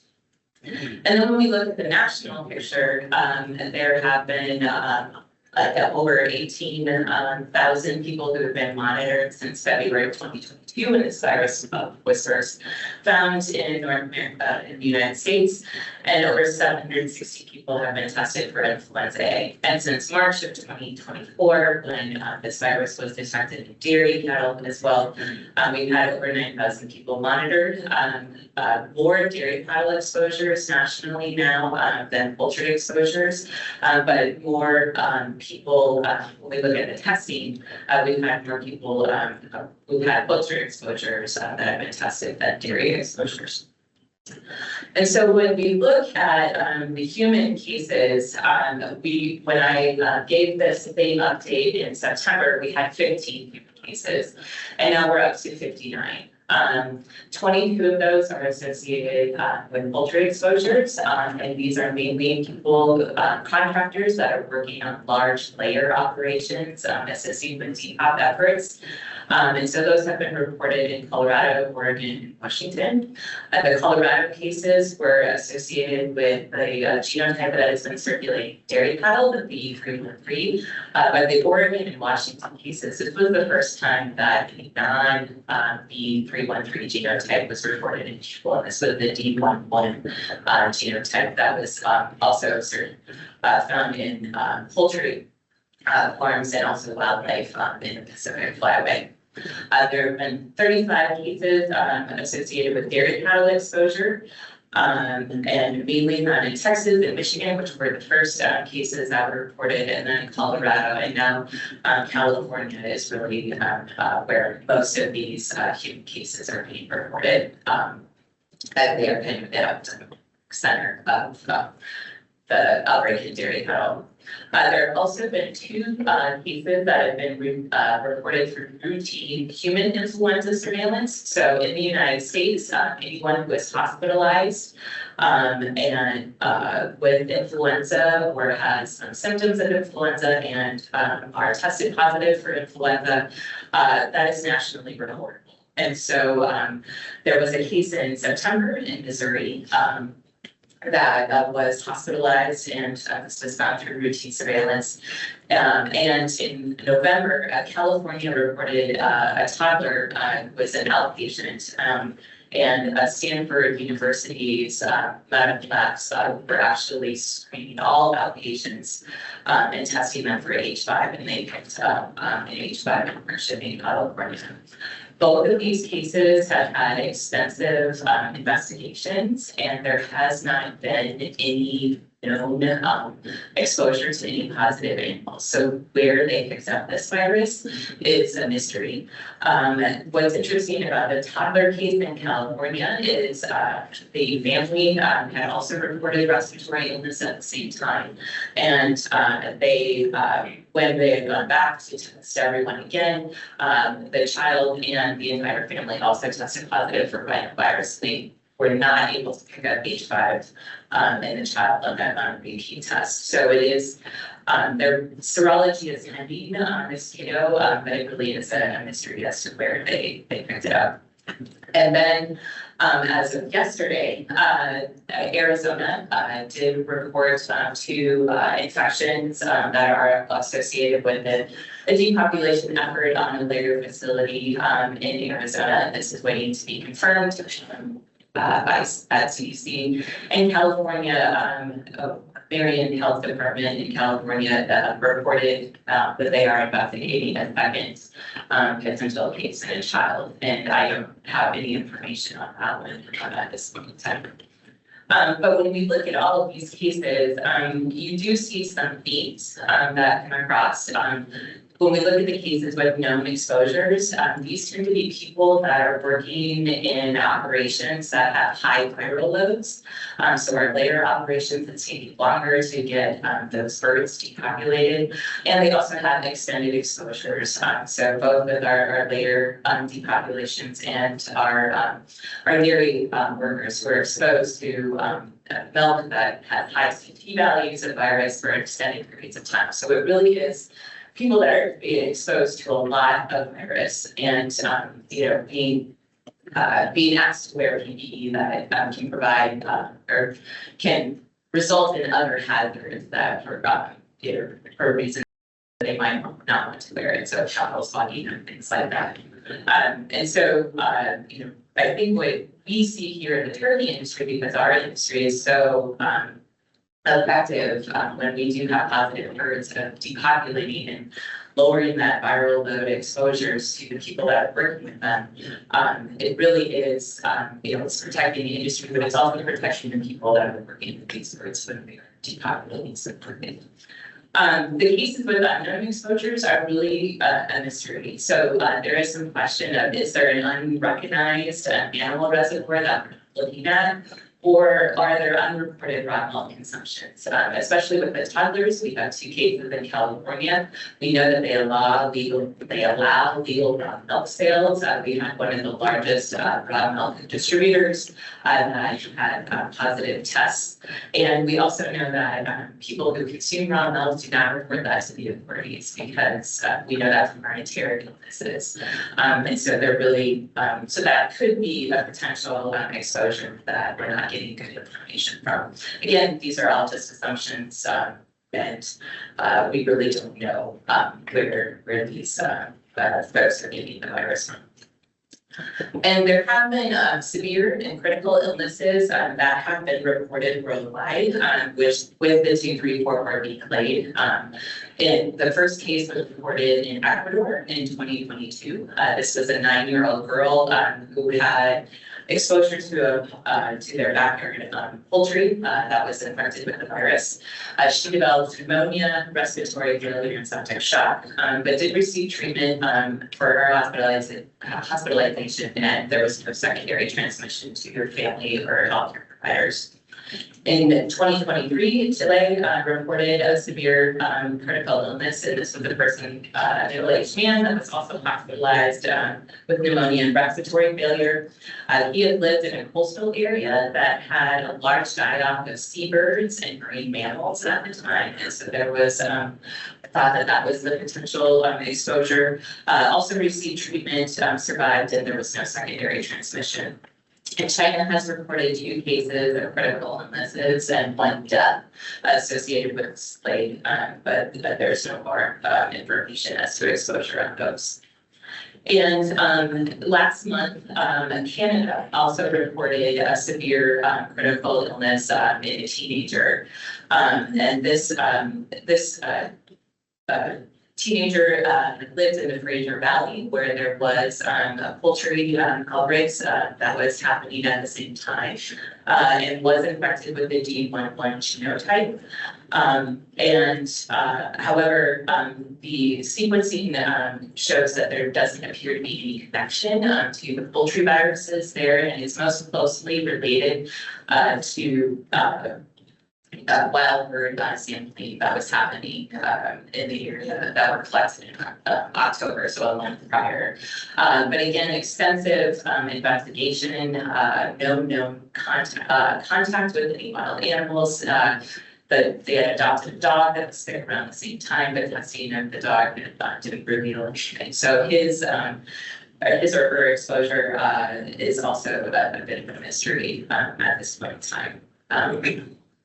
And so just ending with that CDC did, along with Michigan and Colorado, published an H5N0 survey that was done in dairy workers. And so there were 115 dairy workers who were exposed on positive farms who submitted blood samples, and 8 of those showed showed evidence of seropositivity, so they had antibodies to H5N1. All reported working in the milking parlor, and only 4 reported having any clinical symptoms prior. The caveat being they were interviewed anywhere between a month to 3 months after the farms had tested positive, and we know that many of these, essentially all of the cases in the United States are pretty mild with conjunctivitis or mild respiratory symptoms, so it's quite possible that they didn't remember any symptoms. None were the recommended PPE, none of them were respiratory protection, 3 reported wearing goggles. And then they also asked about seasonal influenza uptake, and only 18% of those workers had reported getting a seasonal influenza vaccine. And so based on the study, CDC did update their guidance to recommend antiviral prophylaxis and testing of any asymptomatic person who was exposed to an infected animal and had a breach in PPE. We've been taking the assumption that it's almost impossible to do this job without having a breach in your PPE. And so that's why we've been monitoring everyone who are on these farms. And so there's been a lot of pushback from the state public health departments on these recommendations. We have concerns about what if we're just detecting nasal carriage and people are asymptomatic. Is that a true infection, or are we just detecting viral carriage? And we've been getting reports both from the actors that we've talked to here in Minnesota and other states of when we do recommend the antiviral prophylaxis, people essentially are telling us, yes, that I will take that and then I'll keep it in case I get sick. So they're kind of avoiding the antivirals and not following kind of the intent of the recommendations to take them as a preventative. And so based on that feedback, there are plans to modify the guidance. We're expecting an update here in the next week or so. And so then I just want to quickly end with a quick human rabies update. So in September, we reported a human case of rabies. And in November, California also reported a human case of rabies. And both of these cases were associated with bat exposure. Both people had known bat exposure, but neither sought medical attention after the bat encounter, and so they did not receive the rabies post-exposure prophylaxis. And as I'm sure most of you or all of you are aware, essentially our only option for rabies is the rabies shots. And once you develop clinical signs, there's really nothing that we can do. And Canada also had a similar report of a child that died of rabies. And this was their first domestic rabies case in Ontario since 1967. And it was another bad exposure, bad in a bedroom situation. And so bats continue for the public to be kind of an unrecognized risk, and so we're continuing to get that word out that there are safe ways of interacting with the bat. But if you do have contact with the bat or bitten by a bat, that you do need to either get that animal tested or get rabies post-exposure prophylaxis. And with that, that's my update. So happy to take any questions.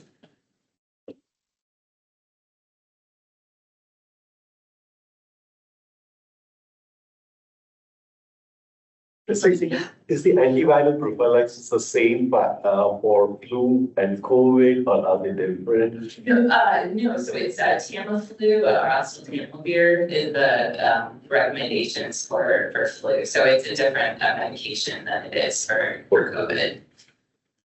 Yeah. Do you worry that it becomes like an antibiotic and that the viruses learn to go around the antivirals? So you're concerned about antiviral resistance? Yeah, fears. It's something that will happen, right? Yeah, no, and that's one of the pushback that we, the collective state public health folks have been giving back to CDC. It's, like there's, blanket prophylaxis is, there's always a chance for the virus to develop resistance, and They don't seem to be that concerned at this point, because in the grand scheme of things, it's still a small number of people that are exposed.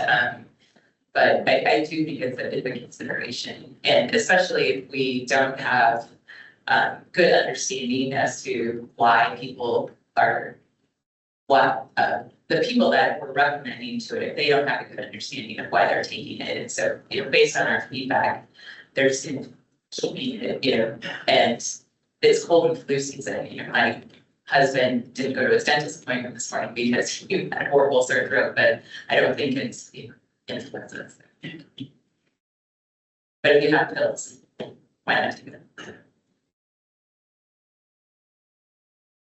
I asked the same question of Dr. Holzbauer, actually, in this era of antimicrobial stewardship, and we're as veterinarians in particular, we're hounded with antibiotic use and using it sparingly. So it shocks me that we would consider just passing out antiviral medication for undiagnosed viral infections, knowing that there are fewer of those to draw on if we develop some resistance. So we concur, Stacy. Stacy, that reach to the choir. So yeah. No, and we're picking up, lots of other seasonal respiratory viruses and the folks that are exposed. So we have to take that into consideration. I can see the experiment. Let's take these 2 or 3 people, give them a bunch of antivirals and put them into a barn with a virus, and a hot-killing virus. Like there's not gonna be some little machine going on inside. Yeah, I mean, if anything, we would love to be able to lower the threshold that we give people tested if they do have symptoms. Because then we can let them know what's going on. Like either, oh, right, you have a cold, or if this is H5. And then if we do detect it, then we can look at it and we can look at the virus and see if there is anything that's concerned, any changes that would make it concerned that it's going to, be more easily transmitted from person to person. That's where I would want to expand. But do you feel for those people who are putting themselves at risk of getting a bad flu, going and what they'll have to go through? No, and again, we can't thank the industry for their cooperation with the human health monitoring. We had a situation before Thanksgiving where there was a concern on one of the positive farms, and they reached out to us so that we were able to help with the testing. And so that's a real testament to the relationships that we have in Minnesota. So really appreciate it. Any other questions for Stacy? Okay, thank you.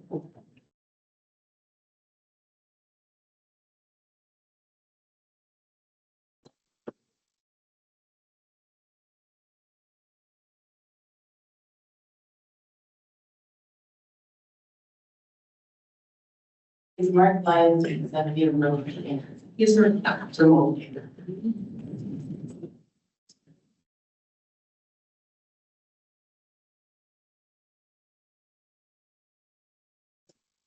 Good morning, everyone. Can you hear me? Yeah. Excellent. Okay, well, I'll come on camera and say hello, and then I'll go ahead and share my screen. But just wanted to start by saying good morning. Thank you for inviting me to kind of come and give this update today. Lots of moving pieces and parts as we continue going through the H5N1 event, specifically in the dairy cattle side. We're still seeing some updates and everything. I wasn't able to get a lot of materials out to you ahead of time just because we were rolling out the updated federal order there on Friday. Dr. Schaefbauer's an amazing resource for you all, so I know she'll be helping to make sure we get materials out as they become available. But our website is currently updated and we do have that information available there. And I'll touch a little bit in the federal order changes that went out as I go through my presentation. So I will turn off my camera to save bandwidth. I will share my screen. And it looks like it's up. So, okay.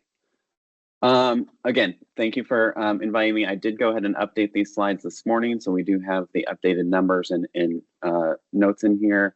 But I'll just go ahead and kind of start with just kind of an overview of the national summary. So all of this really did start back, just to kind of, set the stage. It started back for us on March 25th. That's when we had our first detection in dairy cattle.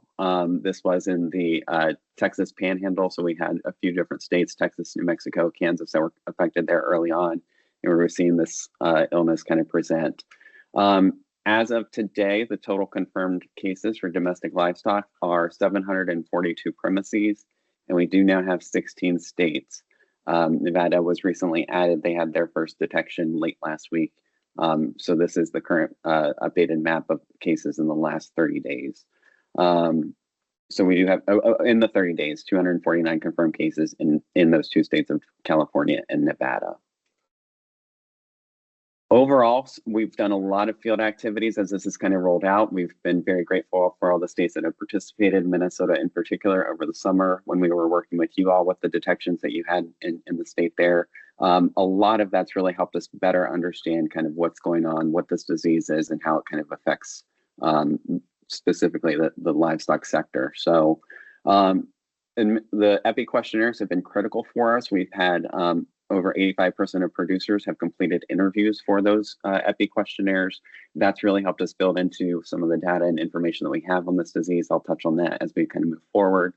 Wildlife Services continues to be a huge asset for us as well. We've deployed those on multiple sites, and we did deploy them in Minnesota to work with the herds and look at some of the other species that are on those sites, and I'll touch on that here in a little bit too.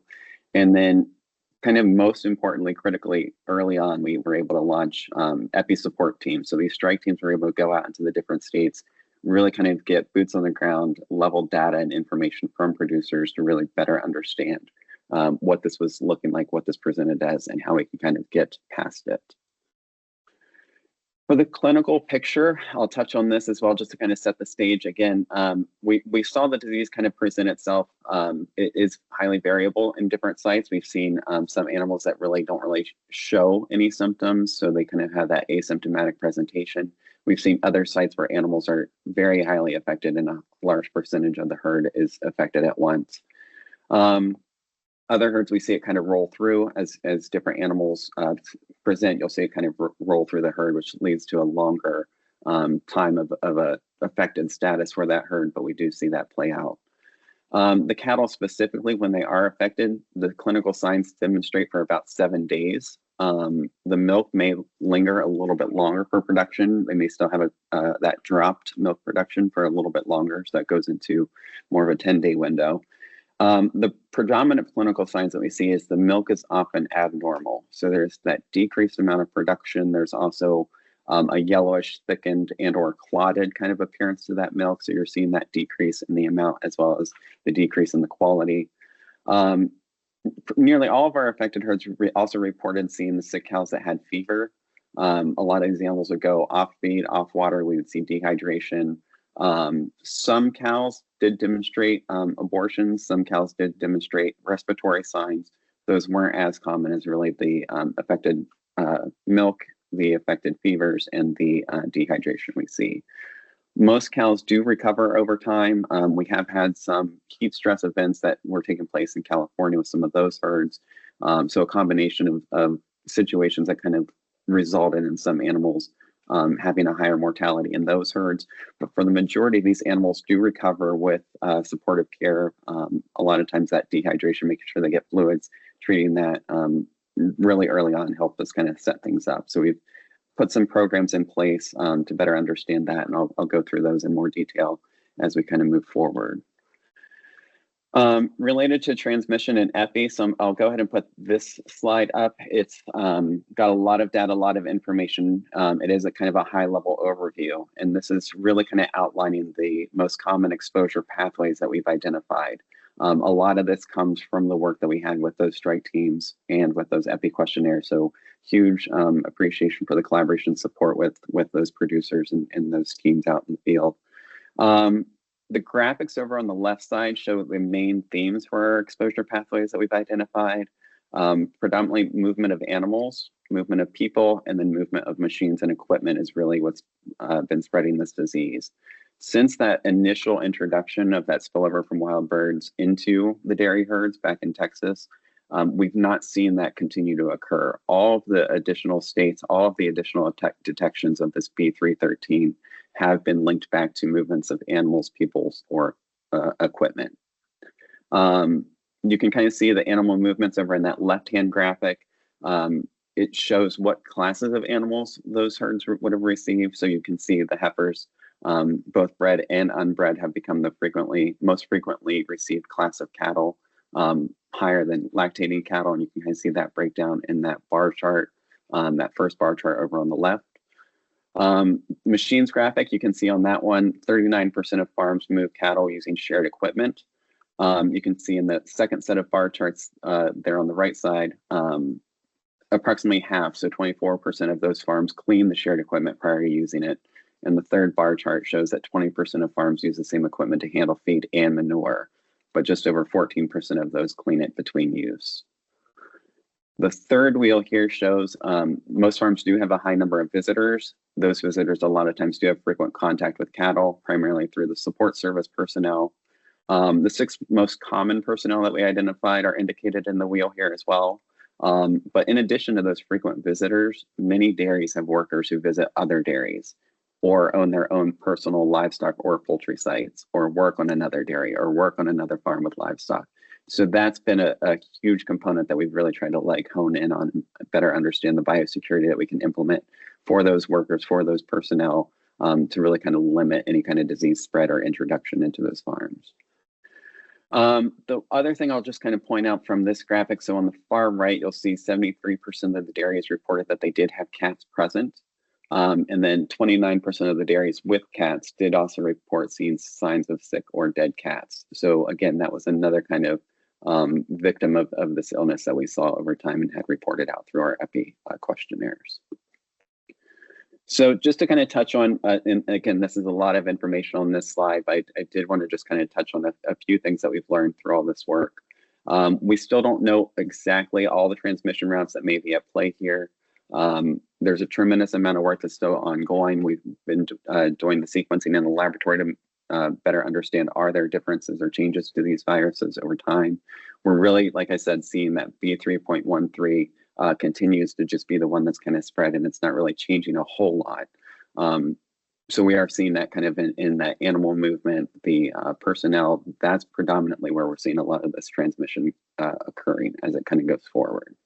The viral load in the milk is very, very high. So again, it doesn't take a lot of contamination on personnel or on equipment for this virus to be able to be spread between herds and be introduced into new spaces.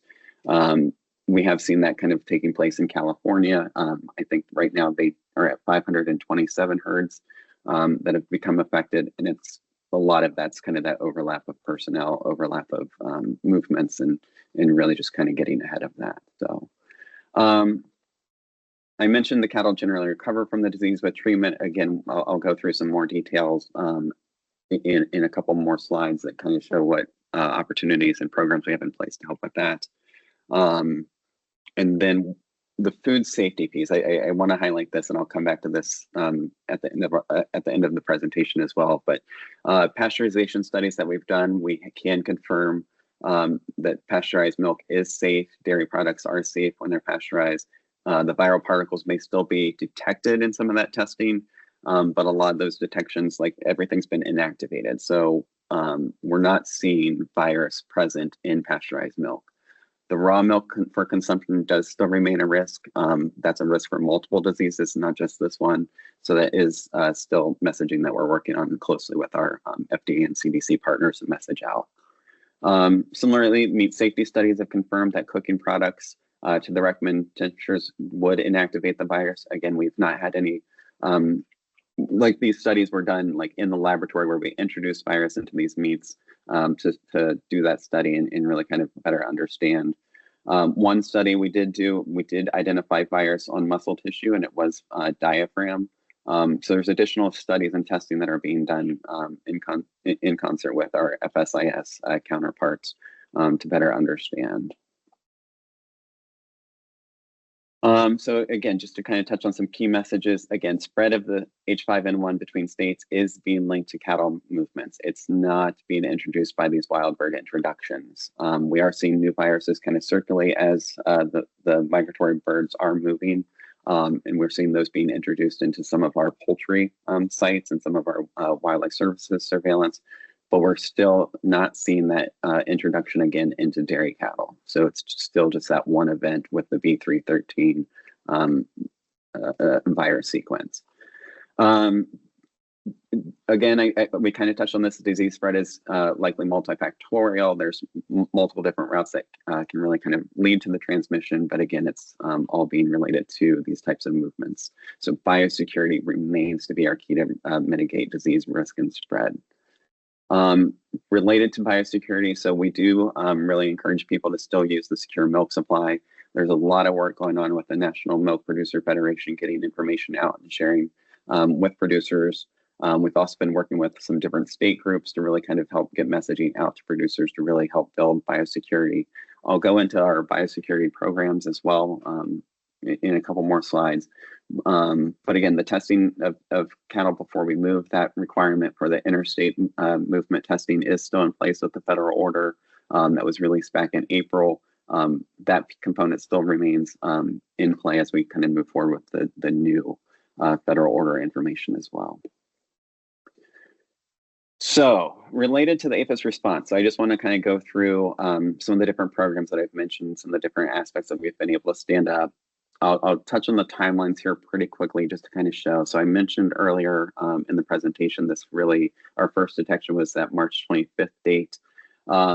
April 1st, we were able to activate all the non-laboratories for testing of non-livestock samples.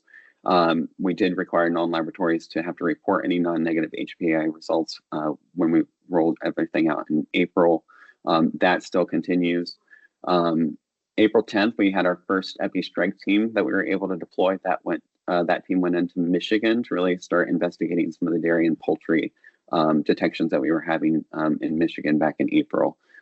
That team was critical to kind of set the stage and build a standard for us to kind of launch other strike teams into other spaces and geographies as this disease continued to spread, and really helped our understanding move forward.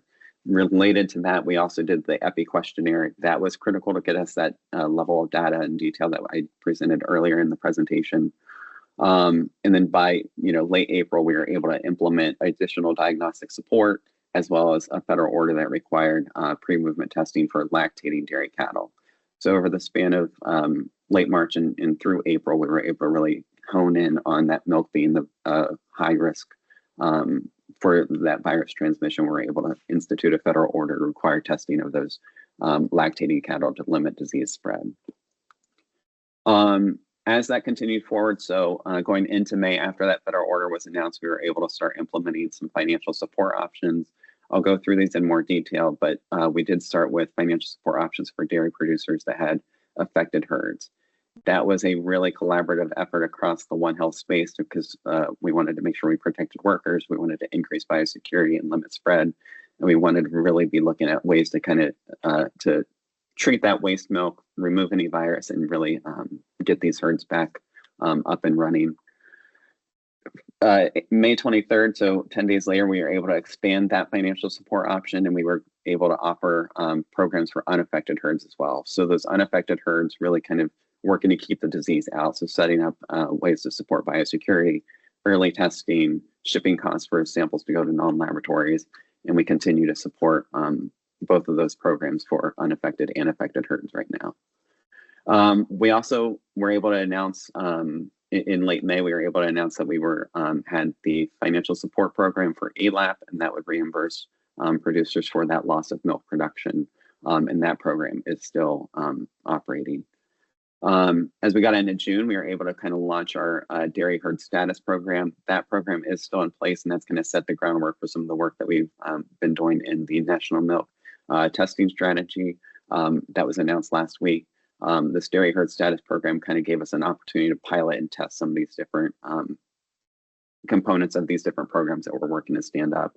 The other thing that the dairy herd status program allows us is to help herds move from an affected status up to an unaffected status through ongoing testing. So that program is still up and underway.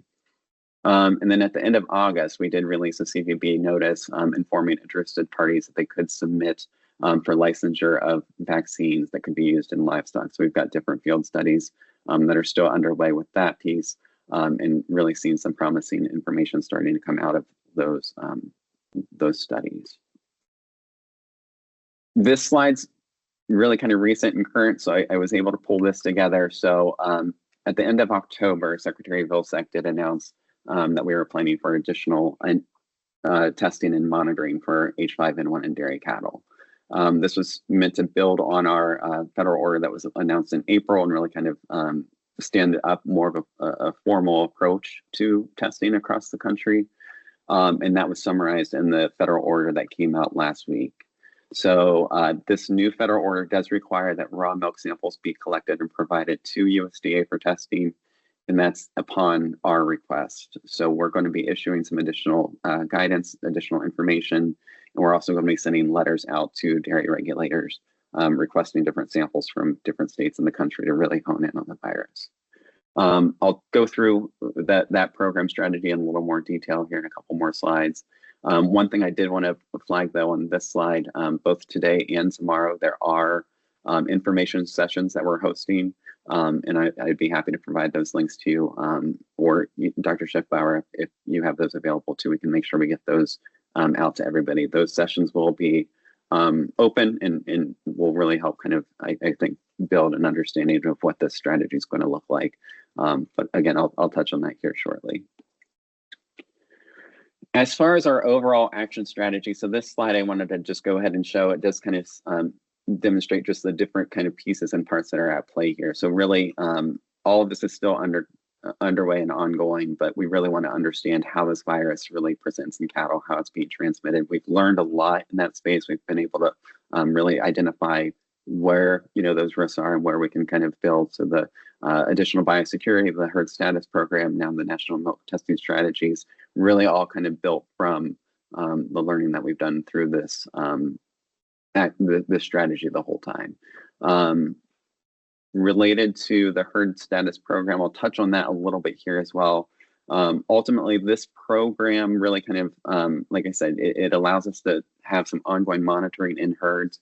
The benefit to the producer is they are able to move herds without that individual cow testing once they've reached that monitored unaffected herd status. That required pre-movement testing in the federal order is waived once we have that ongoing status. This also set up a way for us to test and kind of pilot, understand the testing of the bulk tank milk samples. We're able to work with the herd, set up a herd monitoring plan where we actually collect samples from their bulk tanks. Those samples are representative of all the cows in the dairy, and over ongoing testing, we're able to demonstrate a herd not having the virus. So again, this kind of helped us set some of the basis for the national strategy that we're rolling forward now. I'll go ahead and just put this slide up quickly just to kind of show this is kind of the pathway for herds that are able to enroll in this program. I know we have a handful of herds that are interested in signing up. First thing that needs to happen is they do need to contact the AVIC or the SAHO to participate. That's where we'll really start working with the states and working with the producers to develop those herd monitoring plans and really kind of build things forward. Once the herd monitoring plan is outlined, that goes through with biosecurity. That provides an opportunity for conversation of how to limit disease introduction, how to limit spread if it is an affected herd, and how they would get back to an unaffected herd status. And then herds, once that herd monitoring plan has been discussed and worked through, they are able to start submitting those samples and getting toward their monitored unaffected herd status. I mentioned this too, but producer support options. So these were the things we rolled out back in June. Unaffected dairies, again, I mentioned assistance with biosecurity planning. Again, the whole intent for an unaffected dairy to be able to lean into these producer supports is to make sure we keep virus out. So we reimburse for sample collection, we offset any of the shipping costs. We really work with herds to set up biosecurity to keep disease out of their herd. For those affected dairies, again, that support came out back in May, and we do have herds in California that we're actively working on to get signed up for these pieces. But we want to make sure once we know virus is on a herd, how do we make sure we protect the people? So financial support to offset any PPE that's needed on those farms, as well as assistance with any of that sick cow milk disposal, so heat treatment options for that waste milk. The reimbursement for veterinary costs and fees. So again, the treatment components that go into these cattle a lot of times are very intense treatments, needing a lot of liquid therapies and stuff to fight the dehydration. So those veterinary costs and stuff can be offset for these herds if they do sign up in these as an affected dairy in this program. Again, to get this, if anyone is interested in enrolling, again, I'd be contacting Dr. Schaefbauer as a AVIC there in Minnesota, get to enroll. I mentioned this too. This is the ELAP program. So this is the program that we announced back in June. This covers the milk loss for affected dairy producers. We were able to include those milk losses prior to the update in June. So if herds were affected before June, they are still able and eligible to apply for the ELAP funding that'll cover a portion of that cost of milk loss that was due to the confirmed detection. This program, the ELAP program, we do need that confirmed positive test result from NVSL, and we do need the documentation from the herd records to show that the cows were removed for some time from that production due to the infection on the premises. The other piece just to kind of highlight here is payments are calculated on a per head basis, and it's based on the national milk price. So that data does change over time, and this program is funded through the Farm Service Agency, who's able to work with producers and really track and monitor what loss they are eligible for. This piece, and I'll touch on this briefly. Like I said, there's a info session later today, as well as an info session tomorrow. The content's going to be the same for both of those meetings, but this really is kind of the next step that was announced in that federal order that came out last Friday. The National Milk Testing Strategy is part of that new federal order, and it does require that any person that receives that request from USDA does need to provide a sample to us for testing. The strategy was really developed over time in consultation with our animal health and state partners across the country. We're kind of approaching this with a phased approach. So we've got some states that are kind of already set up to go, and we're going to work with them to get things underway.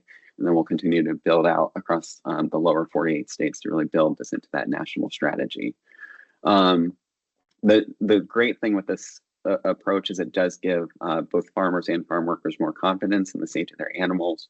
It gives us a better overall view of what's going on nationally and allows us to better identify and kind of see where the virus is in that national scale to kind of move forward. So the 5 stages of the roadmap, I'll go ahead and put this slide up, but we do have 5 different stages that this kind of rolls through.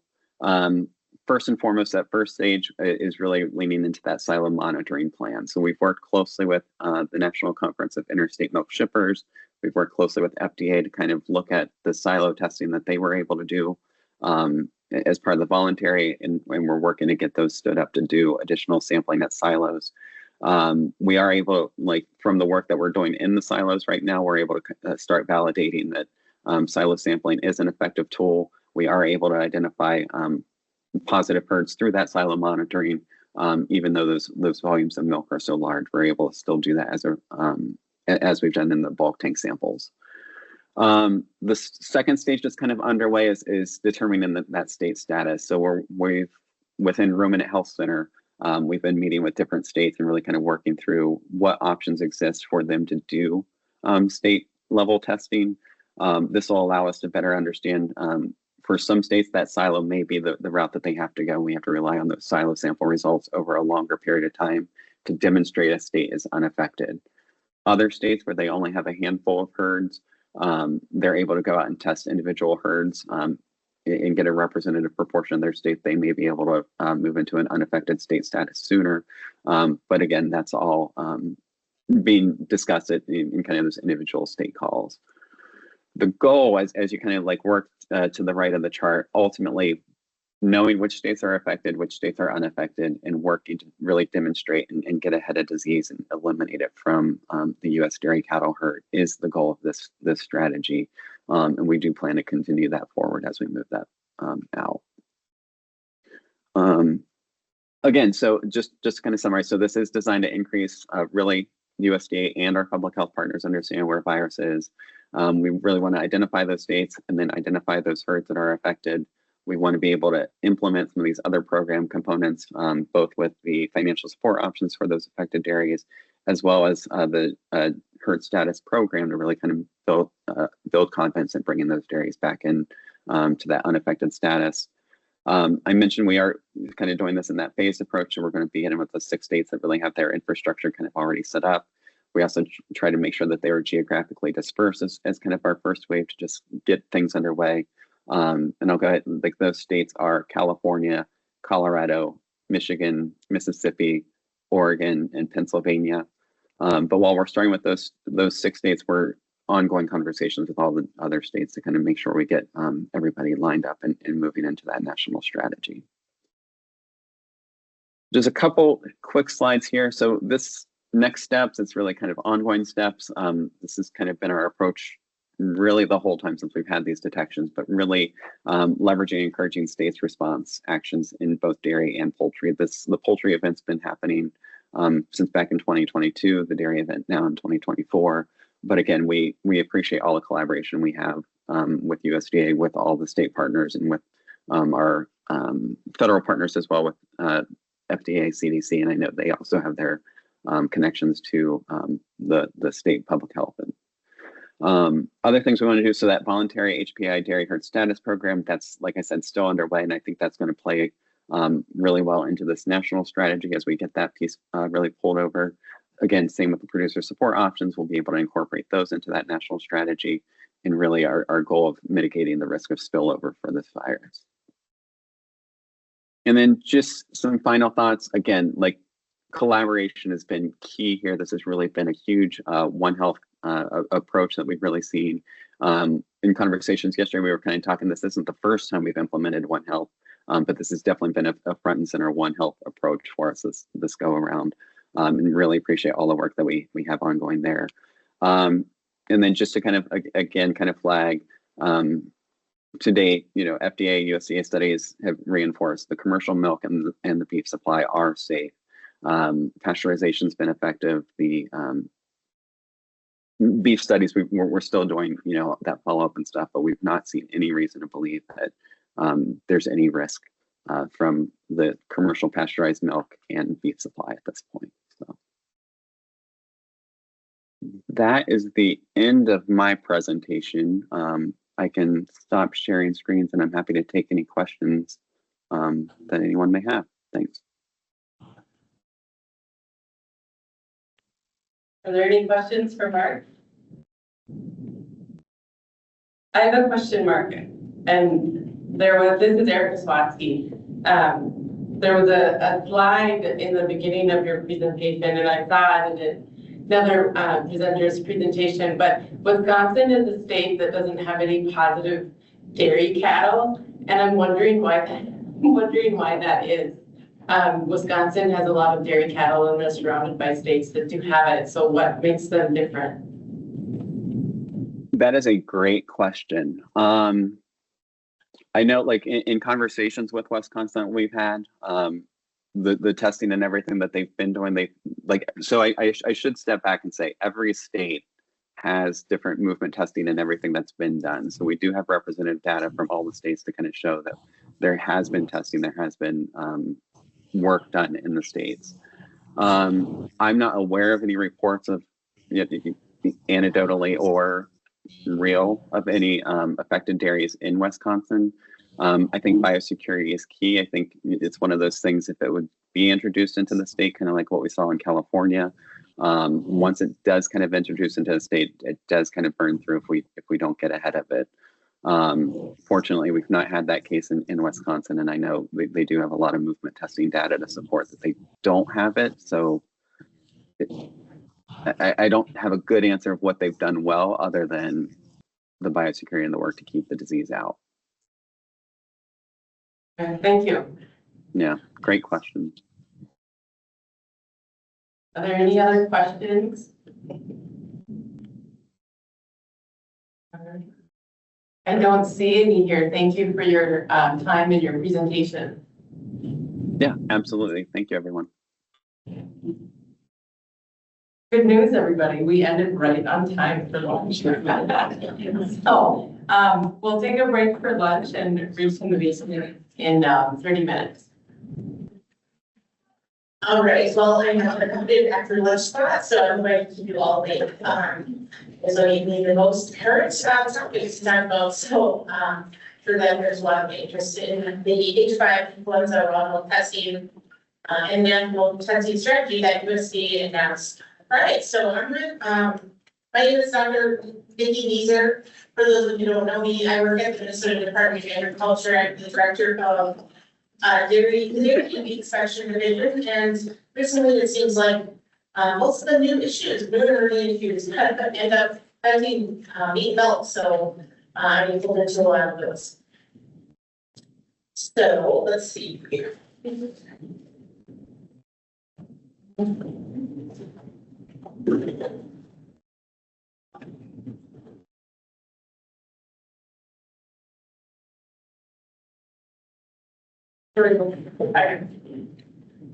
All right, so on Friday, USDA announced what they're calling the National Milk Testing Strategy. So this morning we heard the presentation from USDA about the sort of current animal health status of H5N1 influenza in livestock across the United States. And one of the measures that USDA is undertaking to address this and sort of do monitoring and surveillance for H5N1 is what they're calling this National Milk Testing Strategy. USDA order allows essentially USDA or any cooperator to request milk samples to test for H5N1. Normally, when we do animal health disease surveillance, that work falls to the Board of Animal Health or USDA. But in this case, because it is milk, and the Department of Agriculture does a lot of surveillance and testing programs with respect to milk. We are sort of separating out the rules and trying to sort of delineate some of the legal authorities, but it looks like this is probably going to fall to the Department of Agriculture to run. So I'm going to be the lead on that. And right now I'm the lead on planning and designing what that looks like. All right, so this morning, USDA touched a little bit on their stages for the National Milk Testing Strategy. This is all a little bit confusing. So, they have a number, 1, 2, 3, 4, 5, but I think it's best to think of them as not necessarily being sequential. So that it's not do step 1 first, then step 2, then step 3, then step 4, then step 5. It could be that way, but it could also be do step 2 first, then step 3, then step 4, maybe implement stage 1 at some point during that time. And then eventually stage 5, which is sort of the United States demonstrating that the disease has been eliminated. You have to wait for all the states to be negative or have gone through all the stages to get to that point. So stage 1 is setting up a silo testing program. So milk silos and dairy plants are used to store milk that they use in processing. And the idea would be to use those samples as the commingled samples and sort of capture and large number of farms on one sampling efforts. Also, our milk regulators actually do collect samples from dairy plants, grade A dairy plants on a monthly or thereabouts basis already. And so the idea would be to piggyback on that work that they're already doing is just to, well, you're already collecting a commingled milk sample, just collect another one for this effort.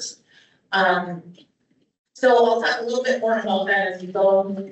Stage 2 is really targeting bulk tank testing, so individual farm testing, and determining the state's H5N1 status. So essentially run some kind of plan that all of your farms or a certain percentage of your farms would be tested, to identify in more detail what your status is. And then stage 3 would be responding to any positives that might be identified during that testing. Stage 4 would be demonstrating the ongoing absence of the virus. And then, as I noted before, stage 5 is demonstrating freedom from it in U.S. dairy cattle. So we can't get to stage 5 until all of these states have passed through stage 4.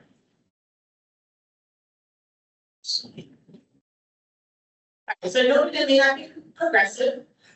So we did receive, I should know that a lot of information is still coming out, and as the USDA noted this morning, the webinars are happening today. In fact, there was one happening while they were talking. So there's one this morning, there's another one this afternoon, and there's a couple tomorrow, where they're sharing more details. These are producers, veterinarians, anyone who's interested, government folks, to learn more about the program. So I'm not set in on those webinars yet, so I don't know if there's additional information being shared. We did actually, our Minnesota sort of delegation, so to speak, did meet with USDA yesterday to share some ideas that we had and learn more. And so I'm happy to be able to report that we feel like we're on the right path and that our plan seems to be consistent with what USDA is expecting. But we did ask a lot of questions about the different stages and what that means and what we're going to do. So silo testing, basically, this is something that they said, if you have a good state plan for doing stage 2, which would be bulk tank testing, we're maybe not as concerned about starting silo testing right away, but eventually we would want to implement that as well as an ongoing surveillance. These samples would be going directly to the NVSL, so we wouldn't be using our Minnesota Veterinary Diagnostic Lab for those. Essentially, our dairy inspectors would be sent testing kits, and they would just collect them and ship them right to the NVSL. The inspector would have to collect information about sources of milk in that silo.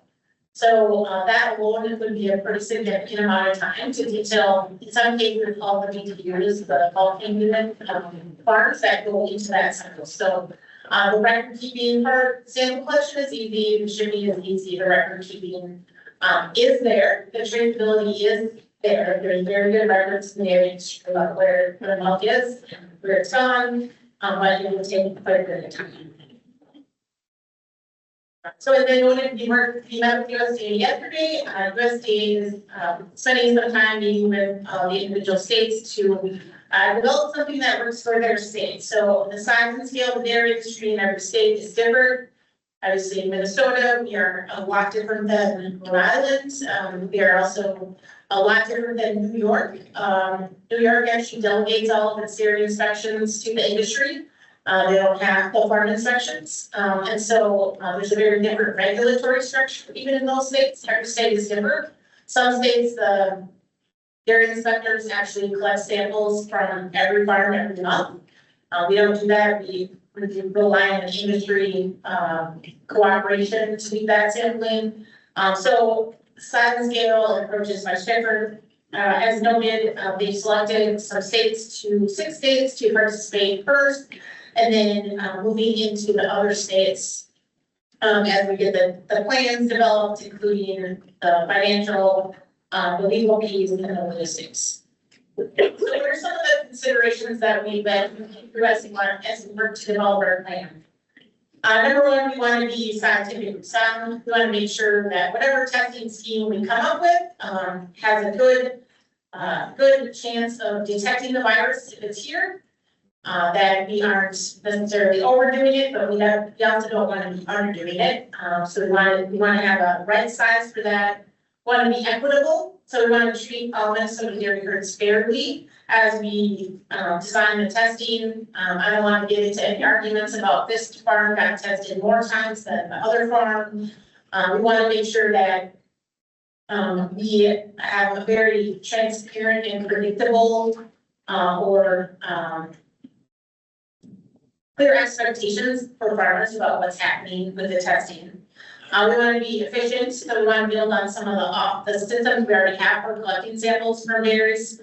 We want to be achievable. We have a limited amount of resources, people resources to put in. We want to make sure that whatever we design, we can actually pull off. And then of course, we want to be consistent with what USDA is expecting of us. In Minnesota, as of November 1st, we had about 1,650 cow dairy farms. We actually have about another 100 goat farms and 1 sheep dairy. The goat and sheep dairy would not be affected by this, or would not be included in the surveillance program. Also, we have 873 active licensed and evaluated milk collars. This is a lot of milk collars. Most of the time, people think we have 1,650 barns, about have 100 milk collars. We have a lot of milk collars. Most of those all primarily in or are connected to Minnesota companies, but a lot of them are also out of state. So they come into Minnesota. They could be licensed in Wisconsin and Minnesota, South Dakota, Minnesota, other states as well. We also have 30 certified screening labs. So these are active receiving plants. And at NBA, we run what's called the laboratory evaluation program, where we go and evaluate these industry labs and their lab sampling procedures to make sure they are meeting the standard. And then we delegate that testing to them for legal purposes. They collect samples for us and run them on our behalf and then report them to us instead of us doing that work. In those labs, there's hundreds of certified laboratory personnel. And then we have 3 main industry labs that do essentially what we would call confirmation testing and that further test out producer quality. So each month, a dairy producer has to have the somatic cell count, the bacteria, the temperature of the milk at pickup, and an antibiotic test run as an official sample and submitted to FDA for enforcement purposes. And so there's a very elaborate and I would say well-honed infrastructure for collecting those samples from farms and submitting to these laboratories. And just in case you're not familiar, I think as I've been doing these presentations, a lot of people, if you don't work in the dairy industry, you're not familiar with kind of how this works, but every time a hauler goes to a farm, they collect a sample from that bulk tank, or in some cases that might be a non-farm silo or a tanker. But they're going to be collecting a sample, and they're going to put that sample into a cooler on their truck, and then they're going to pump the milk out of the bulk tank into their tanker, and they're going to drive to the receiving plant. They may pick up other farms on the way, or if it's a pretty large farm, they may not, maybe single farm, single load. And those samples are then intaked into their screening laboratory. At the plant, when that tanker arrives at the plant, they collect another sample of the tanker. And they run that for antibiotics. So that could be representing one farm or multiple farms. And if that sample is positive, they then take those individual producer samples and they run those for antibiotics to see which farm was responsible for contaminating the tanker fluid. If they don't need to use those, they will then just essentially package those samples up and they'll send them to an industry lab for that further testing. This happens every day. For every tanker and every sample that's collected, these samples are getting passed on to those industry labs. Nearly every pickup on every farm, a somatic cell count is run, as well as a fat protein, because that's how your producers get paid for their milk. So it's a pretty elaborate system. So I covered most of these things. We do license haulers in Minnesota, so they have a 2-year license. We evaluate their procedures to make sure they're collecting samples in a sanitary manner. Also important to note that the frequency of pickups on farms might vary. So some farms might actually send 2 or 3 tankers of milk to a plant on any given day. This is a really large farm. Some farms might get picked up once a day, every other day, every 3rd day, and then we do even have some farms that pick up once every 4th day.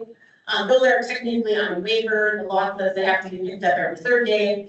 But we do allow some 4-day pickups for very small farms that have very high transportation costs. We do not track this though, so we don't know what farms are on what routes. We don't know what haulers pick up which farms. We also don't know which farms are on 4-day waivers. Generally speaking, we We do keep track of that on our every 6-month inspection, but that work can change over time, so we don't always have that as current information. So when we talked about designing a sampling surveillance plan, we talked about the different sampling options that we might have, or at least that were kind of thrown out as ideas. So on an individual farm, the advantage of doing a bulk tank sample is that it's easily traceable. Also, we can make sure we're testing Minnesota farms, because we can make sure we get a sample from every farm in the state, and test that. Takers is a little more complicated. One sample could represent one farm in very large farm cases, which would make it easily traceable, but a lot of takers have more than one farm on them, and so there would be some effort in terms of doing trace back. There's also some challenges with takers that come from all over the place. So milk moves, and I'll talk a little bit about that, but oftentimes takers are commingled at offsite locations, and so there's something called a transfer station. That's just a place where a hauler brings a tanker of milk and they pump it onto another tanker of milk, and they might mix it with some other milk from somewhere else. And so that complicates things.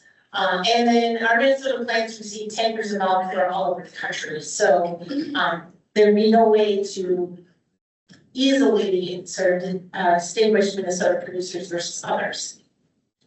Silos gets even more complicated. So one of our plants said that a silo could represent as much as 60 sources of milk.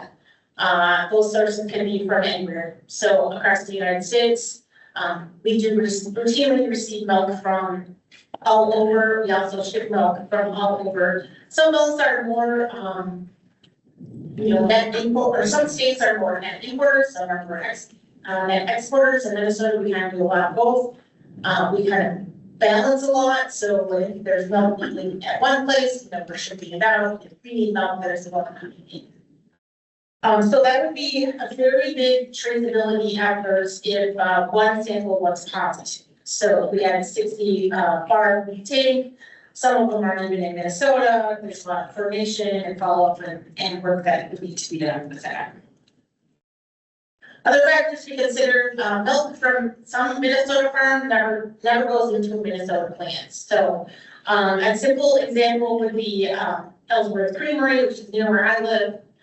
They're in Wisconsin, and there's Minnesota farms that sell their milk to Ellsworth Creamery.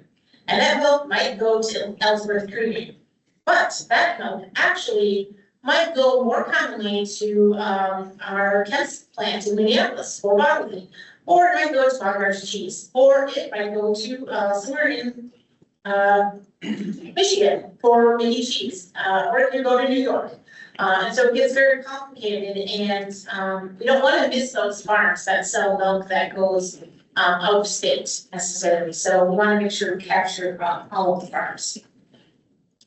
So as I noted, milk moves. So I think that there was some slides showing or talking about how the virus spread because the animals move, and I think we were all a little surprised about. Yeah, we had new animals move, or dairy heifers and cows meat, but we didn't really know that much. I don't know, there's a lot more movement, I think.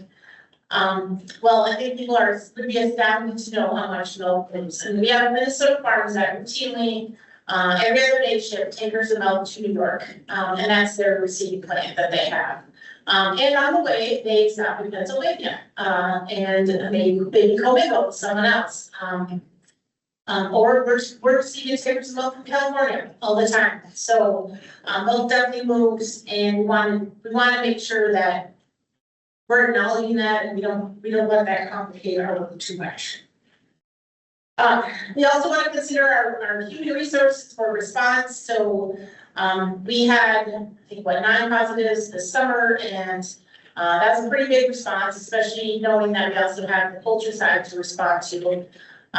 So as we're talking about how many tests do we run and what does that look like, we don't really know how many positives we're going to get. Like, we hope we get no positives, but what if we do get some positives?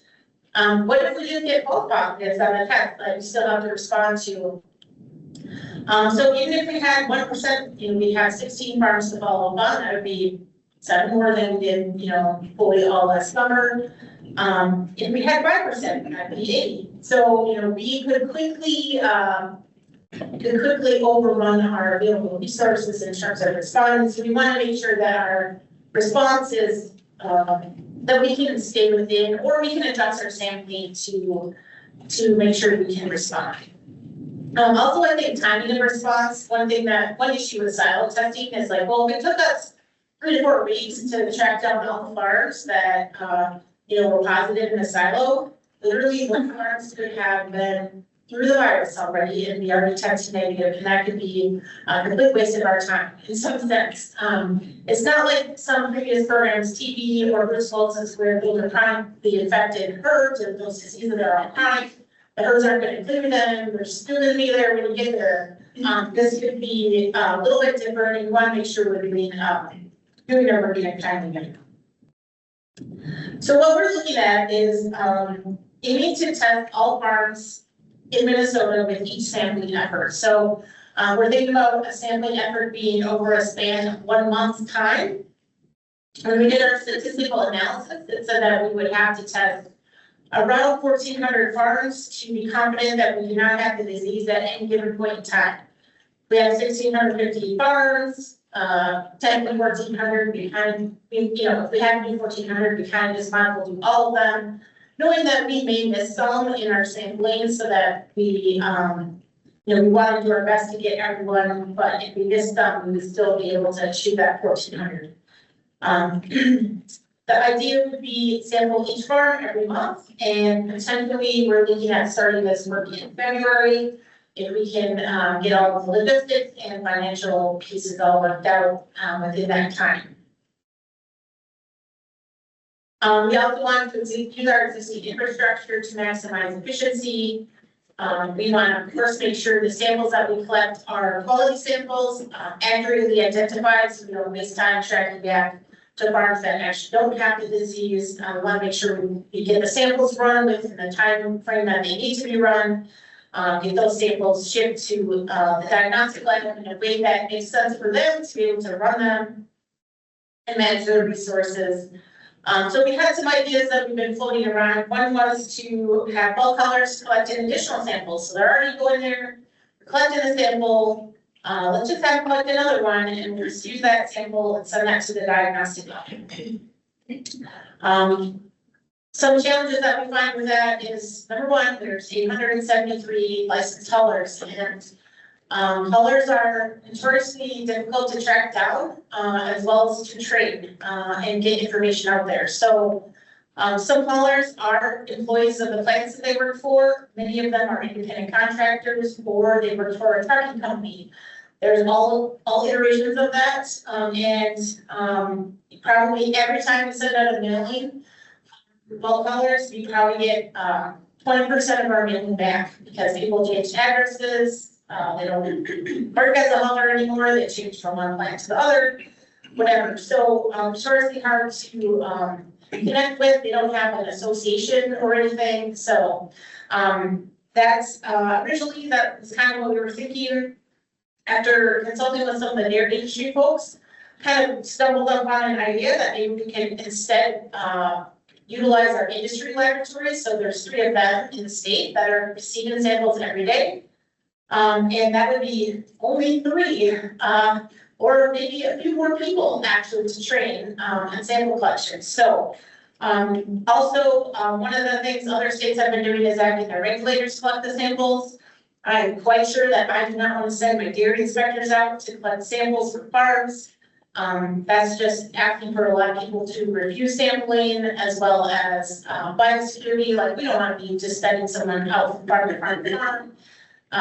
We would be partnering with the board, and I'm pretty sure Brian doesn't want to send people out from farm to farm either for those kind of samples. So that was off the table pretty early, but we may have to do that as a follow-up. If in our effort we have farms that kind of fall through the cracks through various reasons.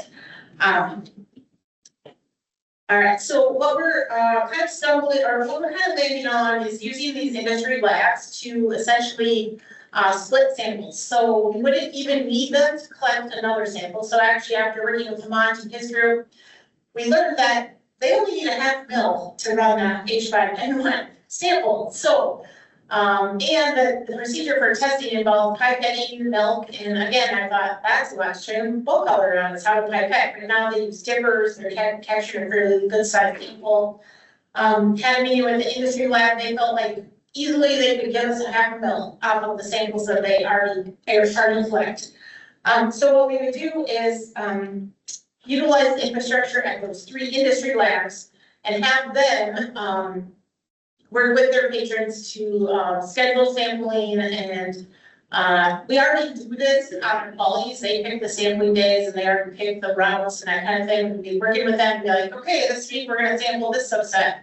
And next week we're gonna sample this subset. The farms don't know when the sampling is happening and there wouldn't be any extra samples taken. But we would just collect a subsample or split out a sample and give those then to the diagnostic lab. So this actually is a thing for us, a much more palatable idea. The industry is, I think, pretty on board with this so far, as in terms of the folks that I've talked to as well.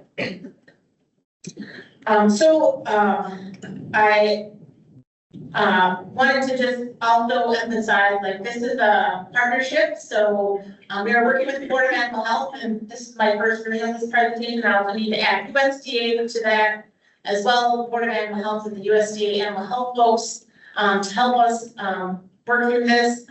We're putting the primary responsibility to the board on response. So if we get a positive, that's going to be reported through the normal means, and the board will respond through the normal means and respond to a positive. MDA, we will manage and run the surveillance program, the logistics, the wages, getting that done, managing the data. We do still have some legal questions around that. At MDA, our data about dairies is public, so we want to make sure that we're doing sampling for farms, and there's results. We want to be able to make sure that's protected. We have some ideas for that. I'm fairly confident that we have that covered, but we want to make sure we're very solid on that, you know, we would keep the same data privacy that the board has in terms of the animal health piece of things. And then working very closely with the VDL to test the samples, as well as their subject matter expertise in terms of methodology and all of that, as well as some other folks from the U of M helping us with the statistical analysis and kind of managing that to make sure what we're doing is scientifically sound and reasonable. We just had a meeting with USDA yesterday. They presented some of the parameters of kind of what they're looking for. We kind of don't know how long we would do this testing. They seem to have 3 to 4 months perhaps would be all we might need if we were negative. If we were positive, that could be a lot longer. I think we were thinking perhaps even a year because of the seasonality with the viruses. We would want to make sure we, you know, get through all the seasons. It doesn't feel like we will be targeting a high season, so that's a good. So if we only went for 3 or 4 months, it'd probably be our most likely time of year to catch it. But if we happen to be like August, September, and November, August, September, and October, it's like that doesn't seem like a good time to be like, you know, tested negative, and now we're negative. You know, we don't know enough about the virus to really understand the seasonality. Where we know in, you know, poultry and swine, even if, you know, there's a lot of seasonality to influenza virus. So our by using laboratories, our outreach and training effort is much smaller, so compared to $800. So we're excited about that. We also be able to use certified laboratory personnel, so they actually know what to do in a laboratory and how to collect sample. So we're excited about that. We would probably, our original idea was also if we did bulk colors, we'd probably have to have them collect a sample every week just to have a routine. And this would, we wouldn't have to do that, so we would be collecting a lot less samples and it would be a lot less costly.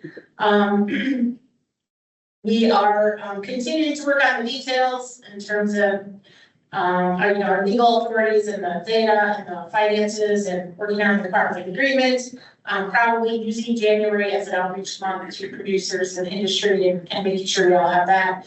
February probably be our first month, knowing how these things go. I would say it's probably gonna be like a pilot month, and then we'll get through all the logistics and really start the whole thing in March. And things are changing fast, so everything I said could change. But this is what our current thinking is, and be happy to answer any questions anybody has. Can you come back in April and give us another update? Yes. I do feel like my head is spinning and I have all these questions and that's a lot of information to like follow and it's still new. But I think one question that I have, and this is, I'm biased because I'm a turkey producer, but if you find a positive in those milk samples, what does the reporting look like? Because you want to keep those farmers, farmer identity private, but how is that reported to like on a state level? And for me as a turkey producer, do I get to know, and this is maybe a question for Brian too, but like, do I get to know at an county level where that positive is, or does it remain the same? Because it's different. It's in the milk, right? I mean, this is different from what we've experienced this summer. So how can we connect that? If that makes sense. Yeah, I think, as noted, we want to make sure we're keeping kind of the same data privacy considerations that we have been historically and that the board maintains, because they have stronger authorities than we have MGA for keeping that private. Typically, you were reporting dairies on a county basis this summer, I think, right? Internally, we did. Yes. Yeah. That's the just report the number on the state, but it would kind of, in effect, it would kind of trigger the response that we had this summer. So Minnesota is really unique on how we handle them. So I was so glad when Nikki decided to take charge of this. A lot of states, the Board of Animal Health is in charge of milk as well. So when the USDA was rolling this out, it was, a lot of this was passed to the state animal health officials and a lot of us recognize I don't have that jurisdiction. So it works very different in Minnesota because Department of Ag is in charge of the milk, basically from farm to plant. We're in charge of the milk in the cow. So what we've come up with is Nikki's group does the surveillance. If there's a positive, Hemant's group lets us know at the Board of Animal Health, and it triggers a response like we had this summer. So I know where you're going with your question, however, how is that information available to other industries? Yes. And that brings us back to some of the questions we've had in previous meetings. It comes to you all to decide, is this something that we want to share more publicly? And it's going to require a meeting and discussion to determine if that's, and I would say that's worth considering at some point. So we have no idea what this is going to look like. Is there a chance that we get all negative test results? Yeah,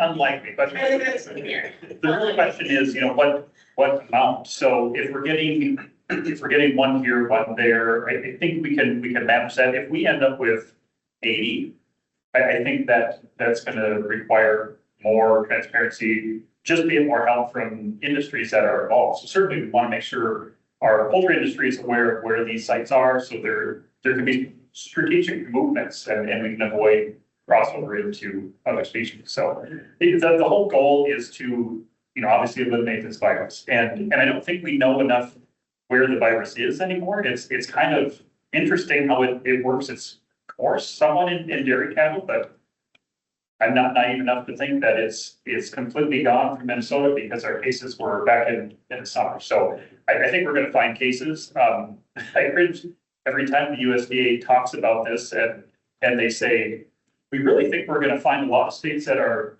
negative. We really don't think we're gonna find a lot of new states. Oh, boy. And so that's where my concern I mentioned earlier is I think this is going to be taxing on resources, not just state level, but national level. So I think there's some to be determined aspects of how we respond to this.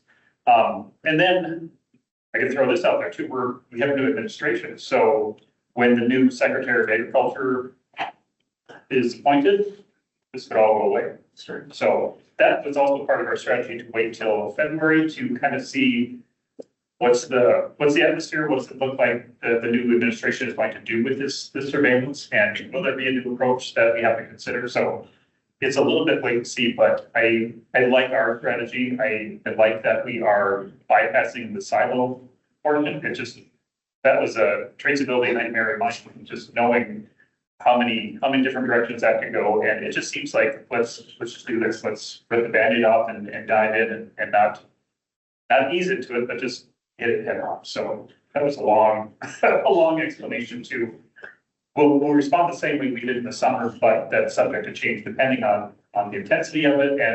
And certainly I think it's worth the conversation if we're seeing an explosion in poultry cases at the same time. So is that help? Thank you. I think one thing nice too about this is that we have some options that maybe we weren't easy to implement before. Like if we find some positives in an area, we should have ways where we can conduct surveillance, more intense surveillance in a specific area to, because, now we've got samples coming in, we can split off those samples.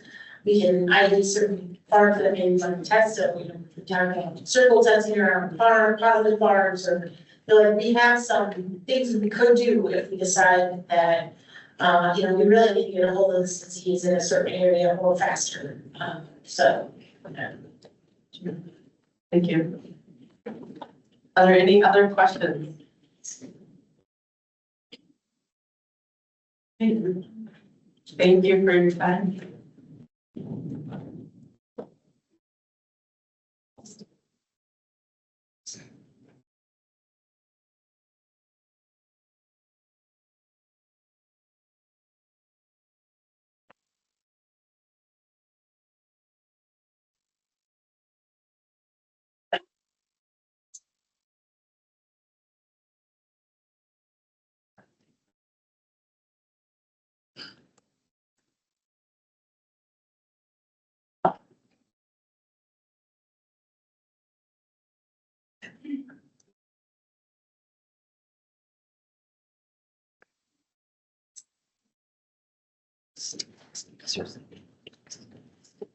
Afternoon, but I just got a quick update on the poultry side of things that just mostly focused on avian metapneumovirus and type 1 avian influenza. We have had some uptake cases for that recently as well. So I will start.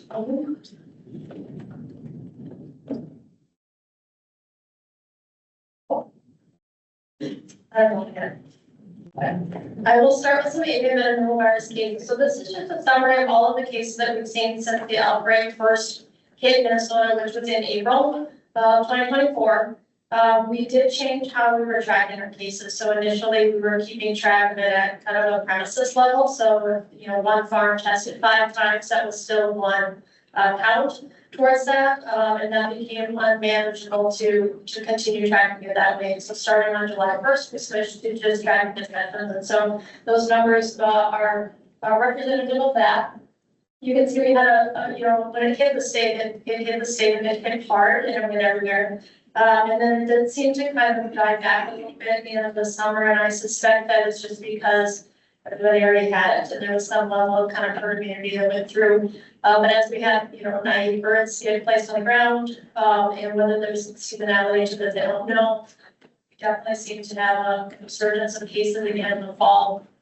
The case count in October, you can see with our number of PCR positive sessions, we had 135. Some of that might be thanks to the Minnesota Turkey Growers Association, who was attempting to gather data from their producers on the mortality numbers and the impacts it was having. So in order to tie back to some reasonable data, they were asking for testing. And so we did get a lot of additional testing that probably would have been done otherwise. A lot of producers are saying, I know I've got it, and they're not doing that testing to go along with it. So you just kind of have to take these numbers with a grain of salt, but I think it's a good indication that it's still here. We're still getting a lot of reports of mortality cases, and those we do work up for IPAD just to make sure that that's not sneaking in there. And so it's been a lot of work in laboratories, as Dr. Naikare has already mentioned, and it's been really hard on the industry. So just to give an update on the vaccines, I think, I don't remember the last meeting, I think I mentioned that there was a couple approvals for some inactivated or killed vaccines, and those vaccines, one was coming in from Europe, that was the Hipro, and then the Cambridge Technologies is a local company that was working on that homogenous vaccine. There's been a few more approvals since then. So the Boehringer Ingelheim also recently got approval to bring in a vaccine from Europe against it's a killed activated virus. And I've heard that SIVA has an autogenous vaccine, but I have not seen any of those requests come through from Minnesota yet. But it's important to just remember that those inactivated viruses are less effective alone, without having a modified live or maybe even a natural exposure at providing effective protection compared to the modified live and the administration method. So all of these vaccines require an injection into the bird, and so that becomes prohibitive for most of the industry to use. And right now, these vaccines are primarily being used at a rear flock level to try to help prevent against some of those introduction drops. But there's some hope on the horizon. USDA CVB, which is the Center for Veterinary Biologics, is working at finishing up some testing of some modified live product from Europe. And what they're doing is specifically looking for safety and purity. So they're not checking to see if the vaccine is effective at controlling the infections. But if that testing comes back satisfactory, they're supposed to wrap that up either last week or this week. They were going to work as quickly as possible to get that final approval so that that would be available to the industry. They are any abuse of that product does require state approval. So I know there's already some preliminary discussions happening, not just in Minnesota, but elsewhere in other states too, on will the state allow it to be used? What are the conditions would you require for that? And so we are working with our industry to make sure that we've got access to this, just knowing the significant impacts that this has had. And so hopefully within the next couple of weeks or maybe a month, hopefully some of those vaccines will be available. So moving on to IPAP, we did have some cases this fall, unfortunately, after our break. Our last cases during the summer was in early July. And then things were pretty quiet over the fall. Sometimes you think it's just a little too quiet. And unfortunately, in November, we had a detection in a backyard flock. And it's a little bit of an interesting case when they called to report that they had an uptick in mortality. So a backyard flock with a lot of different types of species. They were reporting that the mortality was found in their ducks and chickens were fine. And so kind of right there, I was a little skeptical that this was going to come back. I have, but we did go out and test, and it was confirmed. And so you can see the number of birds. These were actually 2 different premises that were confirmed. I should mention we had gained our self-declared freedom from IPAP on October 16th. So the backyard flock, which is considered the World Organization for Animal Health non-poultry, it didn't affect that freedom status. But unfortunately, our commercial cases that were detected in Meeker County, then a couple weeks later, we did lose that status. So kind of consecutively, we had 3 cases in Meeker County. These premises were all very close to each other.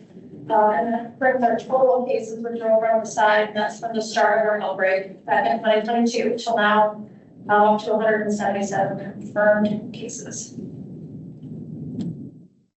I wanted to just mention the surveillance efforts that happens when we find commercial detection. We do have to establish control areas around those premises, and a control area consists of a 10-kilometer zone.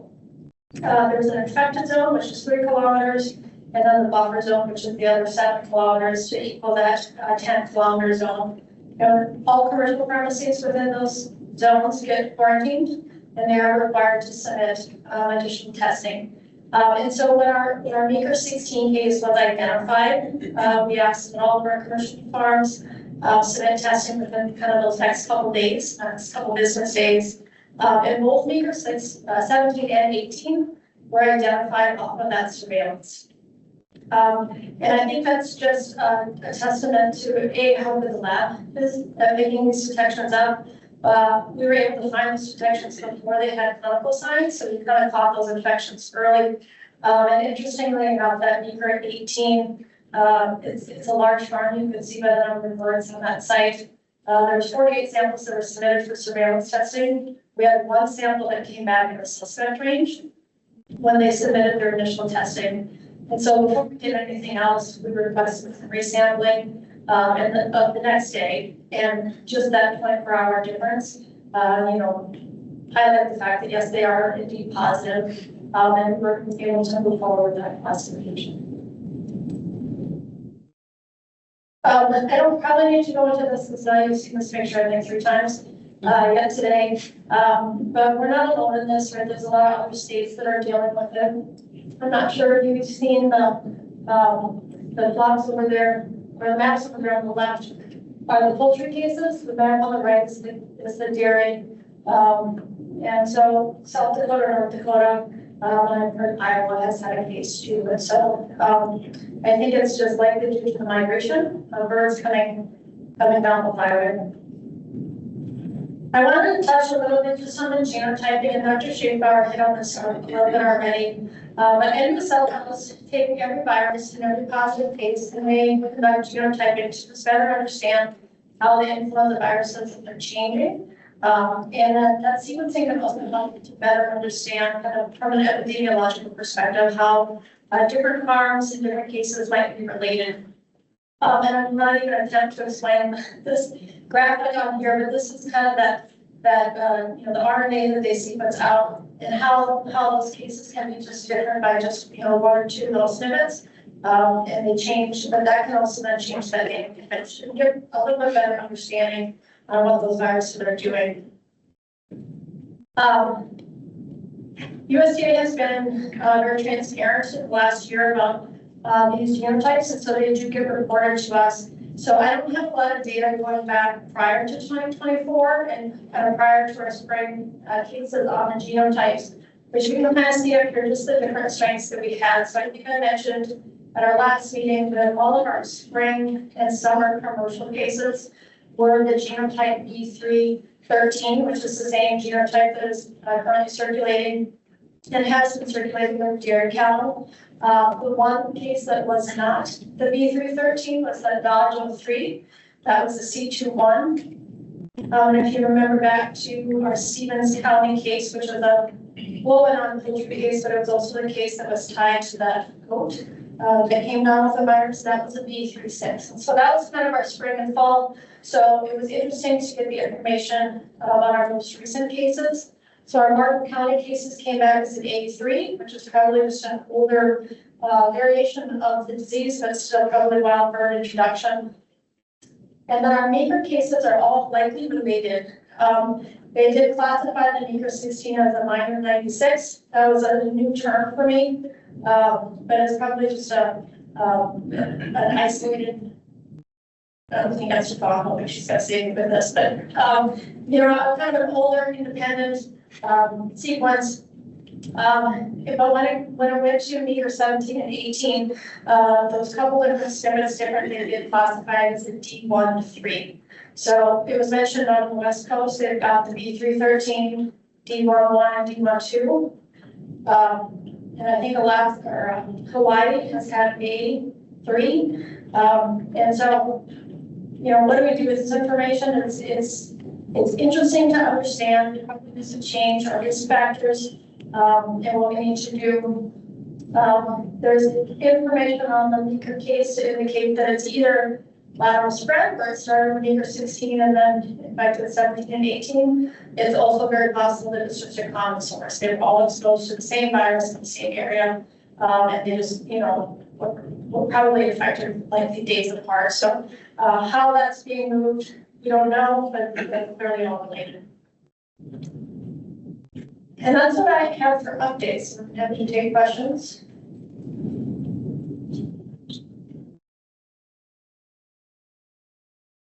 That's amazing, by the way, which is not poultry.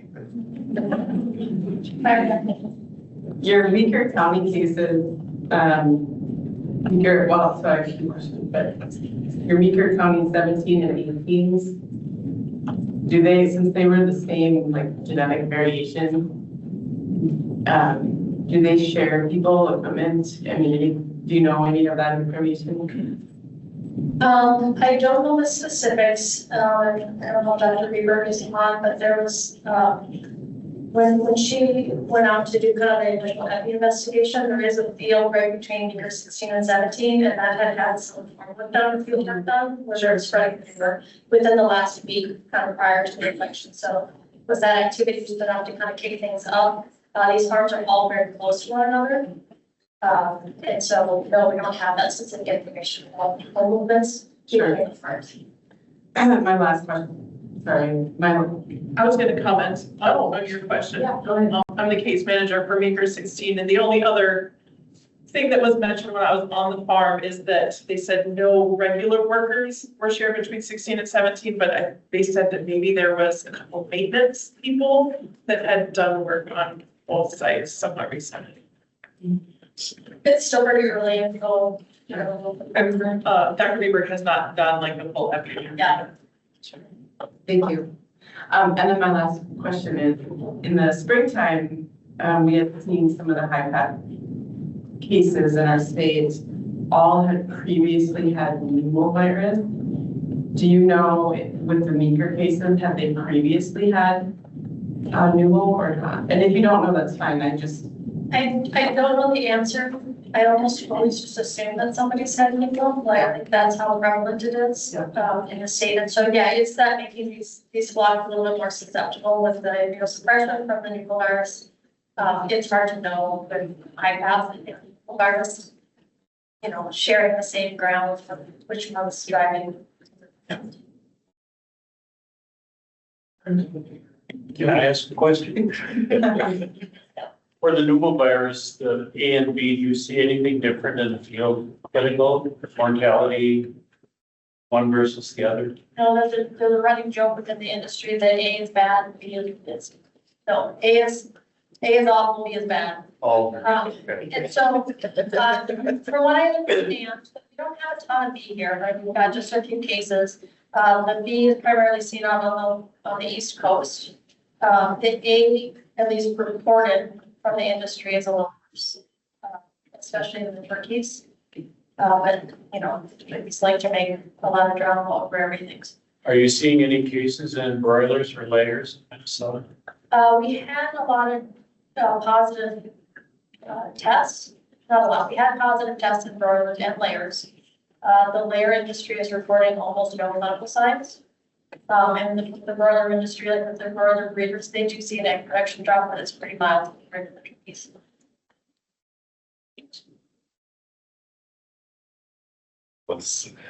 Quick question.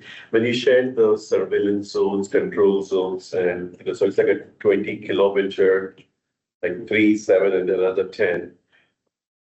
Within our state, are there areas where in the 20 kilometer zone of a poultry farm, would we have dairies around it? Like, have you looked at farm wise, and will that impact the surveillance zone would only impact poultry, or would that impact areas? I think there would be overlap, right? If I'm understanding the question correctly. Yeah, I don't know necessarily for the bigger cases, but absolutely we saw that in some of the summer cases. And that's kind of where Erica's question was too, you know, why are we doing surveillance on one species and not another? It's a little bit of I guess I don't want to call it political, but there's different regulations and authorities that we have. And yeah, there's overlap, and that's very interesting information that I'd like to have and be able to share. How close in proximity are these dairy farms to? And in my mind, it benefits both industries. I think the dairy industry would like to know if there's a poultry farm nearby that has this virus, because it very likely could affect their cattle. Now, the other thing, and Shauna alluded to this, is we also have to take into consideration the variant of the virus. So these two, the A3 and then the D 1.1, 1.2, and now 1.3 have not been detected in dairy cattle. It's only the A313 that's been seen in dairy cattle. So for whatever reason, these haven't been seen. And there's, in California, they have both the D version and the B version in close proximity. So you're getting some poultry farms that have one, your dairy farms and dairy farms aren't getting. So I think that is showing that it doesn't seem to spread to dairy cattle, but that's information we would like to have. And I think some of the surveillance work that is now being mandated that Dr. Neeser talked about will give us more of that information and also give the dairy industry an opportunity to be part of this discussion. So there's no hiding from it at this point. Everyone has to be tested. So I think it opens up some doors and lets us collaborate longer. In my county where I live, if I were to be positive, there's 2 dairy farms that would be in a control zone. They would be impacted. And for me, just a quick comment, I mean, just to represent the poultry industry here, if I knew that my neighboring dairy farm was positive, that does help me on a day-to-day management perspective. Like, let's say I have birds, poults in my brood barn and I have to move them out to a finisher barn, that may impact the day that I choose to do that. No, I mean, just if I knew that. So that shared information is important for, I think, our day-to-day operations, and vice versa. If my farm was positive, those dairy producers, they're my friends, but they would know, and that would be just my neighbor, like, friendly, whatever to them, because it may impact how they manage their farm. So.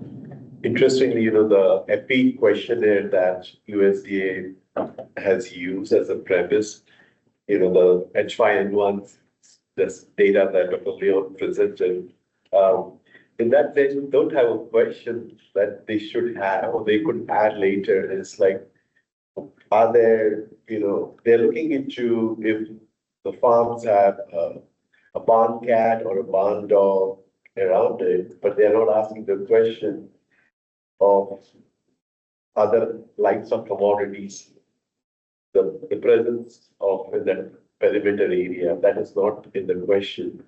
When the questions, the producers, they are asking all the questions, but there's no question about commingling with other species, which I think they could add in the future. Does it make sense? Yeah, I want to add on to that. When we do biosecurity in the swine industry, one of the big questions is how close are you to the next farm that isn't your animals and things. But I think even in that pig questionnaire, how close are you to a turkey barn? Needs to go in there for, if we're looking at real biosecurity and trying to keep maybe some viruses out that they can share. That's another level. I think that's what he was getting at. Yeah. And when we are on the calls, we can relay that to USDA, and that's something that they could incorporate it. Thanks, Shauna.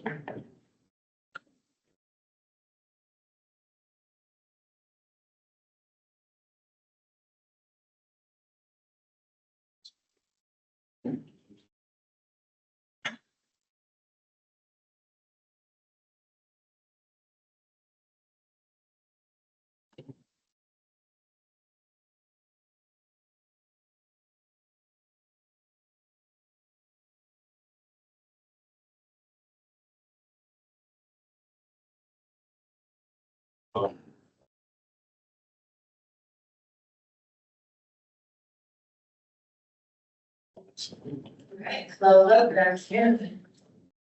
Just recovered from the cold, my voice is quite raspy, so I'm glad I can come here today. I'm going to be talking about electronic identification in cattle, some changes that occurred from a regulatory perspective and how that's going from the state side.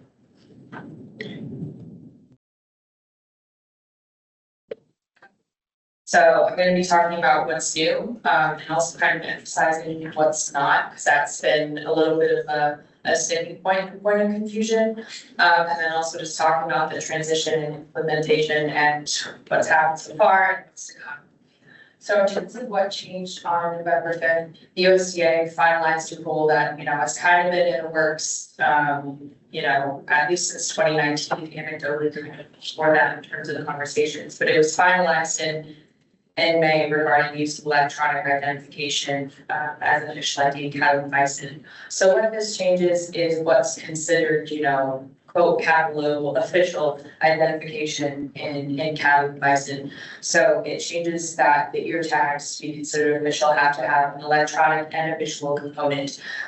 So we say RFID a lot, but technically it's EID, but just RFID is the current technology that's available. But the EID allows for further development if other solutions are made, but radio frequency ID is what's currently available. So those tags that you see down there are kind of how it was. Another small change that occurred in that finalized rule is the definition of dairy was expanded to kind of clarify the inclusion of crossbred animals, just how the industry is. There are a lot of dairy meat crosses. So, even a meat cross born to a dairy breed mama is still going to be considered a dairy cow. And also, so Minnesota, along with many other states, has chosen to adopt that federal definition for what we consider official within our intrastate movement regulations as well.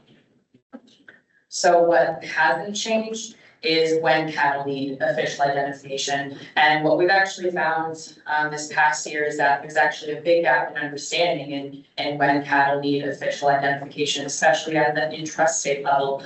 So this has been, I see it kind of as a good opportunity to see where maybe there have been knowledge gaps for producers at markets, et cetera. So there are no changes in when official ID is required, just what that ID looks like. So when official ID is required is dependent on a lot of things. It depends on the age of the animal, class, purpose, destination, and that's, I think a lot of those regulatory decisions were based on risk. So the risk of that animal to maybe transfer disease and whatnot. So we want more traceability in those animals. So we'll always talk between intra and interstate. So those couple little letters make a big difference. And there's some differences in both.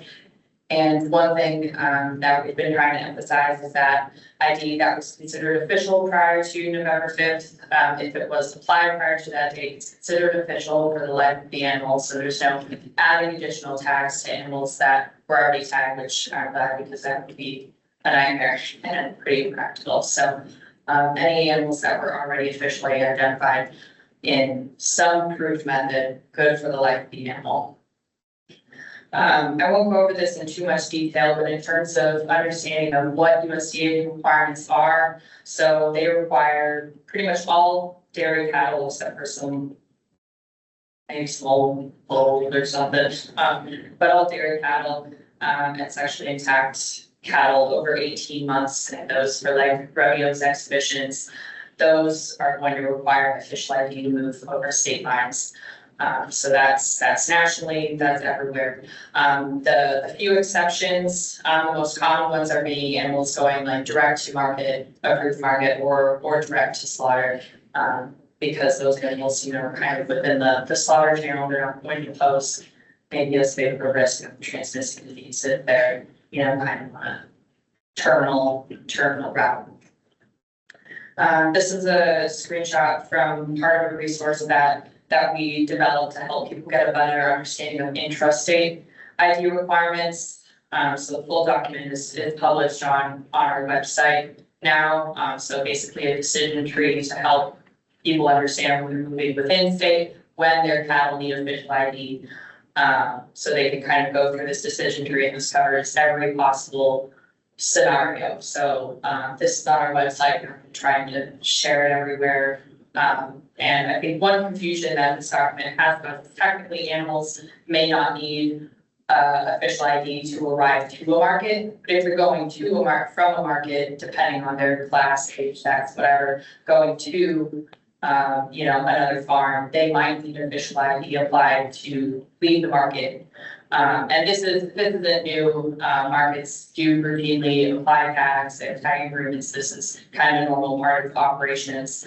But I think with, some of the changes, it's kind of been, re-emphasized or, more costly tags is going to, understandably cost markets maybe charge more for this service, which then when you bring their animals in, obviously they don't want, a bigger price tag. But just trying to clarify for people when animals moving in state need official ID, and it's surprisingly nuanced. So that's why we made this decision tree to try and help with that, so you can just answer yes, no questions, and then figure out, does your animal need official ID or not? The kind of outreach that we've been doing this year since the publishing of this official rule. So when it was published, they said 180 days from publishing, it's gonna go into effect. What was not ideal is that that time period did overlap with the emergence of H5N1 in dairy cattle. So admittedly, there, may not have been able to spend as much time on this as I wanted to with kind of that emergency response to earning that.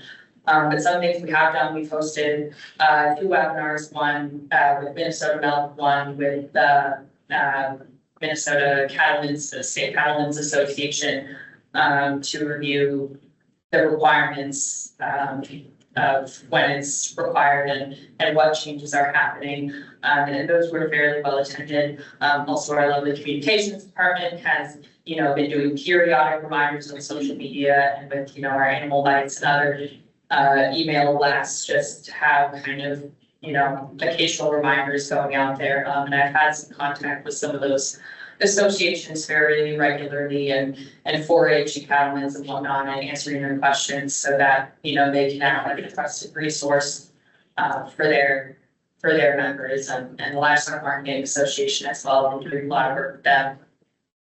Also on our website, updated some documents, so the official ID document, and then posting an FA, just frequently asked question document to help folks there. And I also just, via email at request, or I also sent out to all market and market veterinarians, kind of the list of approved tag vendors. People kind of think of, Health and Data Mars, but there are others that people can go to that they may be able to get tags faster, ordering from some of those smaller distributors. So it's been just a lot of one-on-one conversations and then some of these bigger outreach efforts.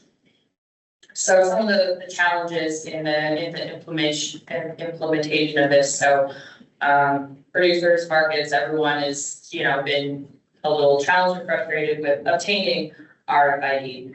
So I think when there were basically changes in 2013, I think there were, maybe a little bit different distribution method of no cost official ID tags. So I think a lot of people have the expectation that, the state and federal government would be providing all no cost RFID for everyone, but that's not necessarily the case. Like Stephan was talking about, there is a certain amounts that states are allocated to distribute, and rumor has it in the next week or two, hopefully I'll be hearing how many we get for this upcoming fiscal year. Like I said, there are approved manufacturers where in the meantime, while we don't have any tags to distribute, they can order from approved manufacturers. Obviously, people would rather get the free ones. But unfortunately, that's kind of the option at this time until we can distribute again. And, the timing of that with fiscal years and legislative sessions and when this came into place, maybe wasn't ideal, because when the change happened is when then people were kind of panicking and wanting those no cost tags, because our menu tags are a little bit more expensive, and that's kind of the main concern from from the industry is the expense. And it can be seen for a lot of producers that utilize the technology as a value added to their herd, but I understand, especially for, you know, hobbyist producers, very small producers, that, you know, it's not, you know, maybe practical for them, or they're, you know, frustrated by that change.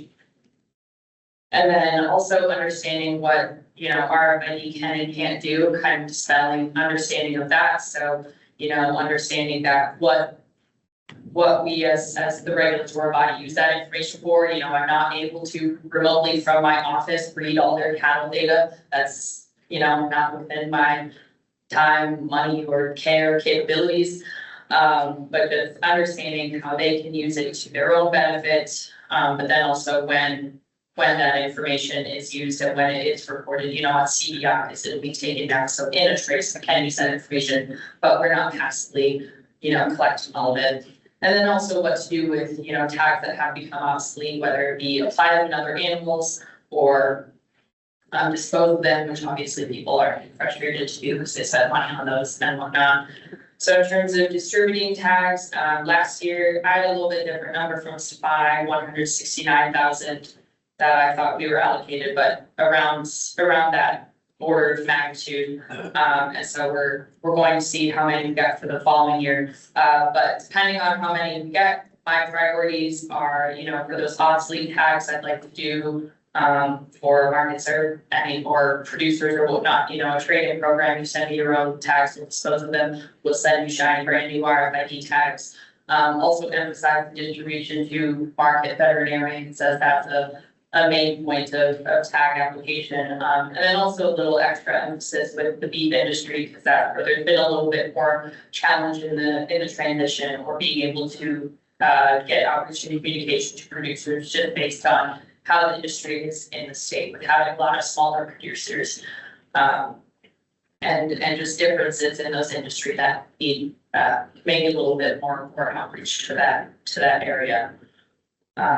So that's what we're looking to do.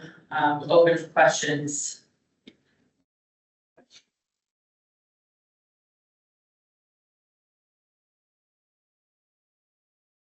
Welcome to the 21st. Yeah, we're also transitioning to electronic CVIs as well over the next year, so everyone's real happy about all the big changes happening.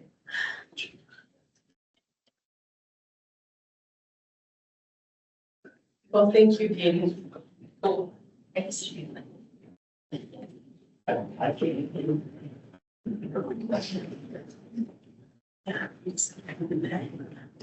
Is our next presentation remote as well?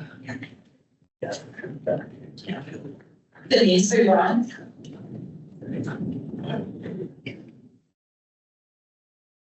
Yes, I am. Hi. Can you guys, can you see my presentation? Yep. Okay, you want me to get going, or what would you like me to do? Yeah, you can go ahead and start. We're ready for you. All right, thanks a lot, everybody. I've got my camera on for a minute just to say hi, but I'm gonna turn it off in a second. But hi, everyone, I'm Denise Bonilla. I'm an entomologist in USDA Veterinary Services in the Ruminant Health Group. And I'm very excited to talk to you a little bit about screwworm today. Thank you for the invitation. So with that, I think I'll keep going here. So what is screwworm? So this is Cochleomya omnivorax. So that means basically omnivorax means human eater, person eater, and it's a fly. And when we're not worried about the fly so much as the larval fly, the maggot, which has a really nasty tendency of eating only living tissue. And so any kind of wound can be infested for warm-blooded animals. And you can imagine that that just has a huge production and economic impact for livestock producers. So I'm going to give you a little preview of an analysis that we have that's coming out really soon. But what we did is we looked at 1976, an outbreak in Texas where there was 7 million cattle at 20% infestation.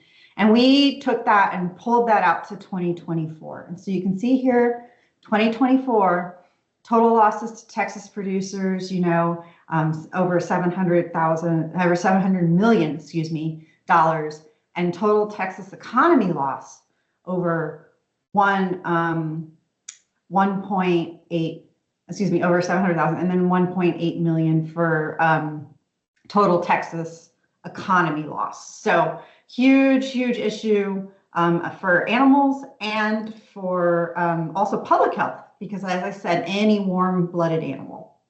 So let me give you an idea of what we're dealing with here, and I'm not going to go into all the nitty-gritty. I know you guys can read it, but one of the things to keep in mind is that one of the ways we have to deal with this fly is that these female flies only mate once in their lifetime. So one of the ways we work with this is we put out a bunch of sterile male flies, and then they will mate with the sterile male flies, and they will not go through this whole life cycle of laying eggs on a wound, and then the eggs hatch into the wound, and 3 instars of larval, and larvae in the wound. They come out of the wound and they go into the ground or onto the substrate, and they will pupate and create more flies. Now, again, that sterile fly will go through this, but if there was indeed a copulation here that was fruitful, this entire cycle could be as fast as 21 days. Now we're talking really probably more like 30, because this is totally dependent on environmental conditions. And so definitely up in Minnesota, it wouldn't be in the winter. It really wouldn't be like this. Probably not at all. But you can see, a potential life cycle. And this, I just wanted to show you this little fanged guy over here. This is the larvae, and those are the mouth hooks. And you can see just how that might tear through the flesh as they're feeding. So the female fly deposits eggs, and that's what this white stuff is here on the side of the wound. And it can be very small. This is tick bites. It doesn't even have to be an opening. Thin skin, like mucous membrane openings, nose, eyes, ears. They love umbilicus. And what makes them different than other flies is that they only feed on living tissue. So that helps us know better that we might be dealing with this fly. However, once they get going in the wound, the wound gets really stinky and smelly, and it invites other flies to come in. So you might actually have multiple species of flies in the wound. If there is a good thing here, it's that it is not contagious from animal to animal. So they can't just rub on each other. There actually has to be a fly involved laying eggs to start this cycle. So this is obviously a really nasty photo of a dog from our Florida outbreak. And you can see the larvae in the wound pretty easily here, but you usually can't see them until like day 3. And as they get larger at the instars, the wound will have a nasty discharge. You'll smell it before you ever see it. And you could have a really small wound, but really deep infested pockets. So they'll really eat down, but they do come up to the top of the wound to breathe. Now, when you get an animal like this, obviously, they don't feel good. They're depressed, they're off feed, they'll separate from the herd. Sometimes they'll shake their head, sometimes they'll stand in water. They will do anything they can to feel better because they do not feel good. And this is why. I mean, they are very sick and they can die. And that depends on, how old the animal is, where they're affected with the wound. But once they do get a wound like this, it can actually get a secondary bacterial infection, and that can cause morbidity.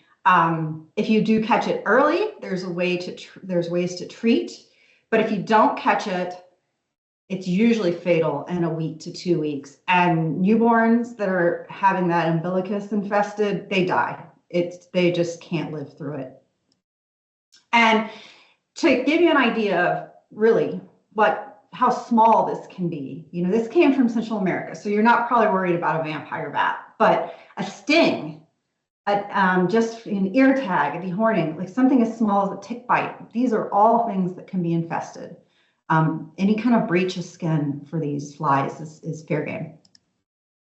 So here's the history of our distribution and eradication. So all of this colored area used to have screwworm. So we know that, in the US, we had them since at least like 1846 or so. And so there was these, basically it was a campaign that pushed these screwworm back down into Central America, all the way back down here into Panama, into an area that borders on Colombia called the Darien Gap.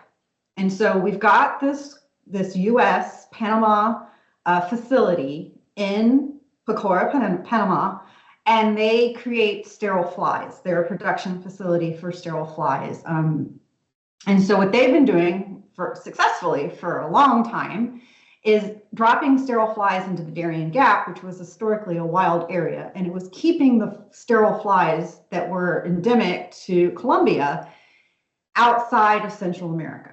Well, like I said, that worked great for years, and this is the kind of an idea. You can see the facility here that is that U.S. Panama facility. It's quite large. And they do have a dispersal center in the area, and we have another dispersal center now.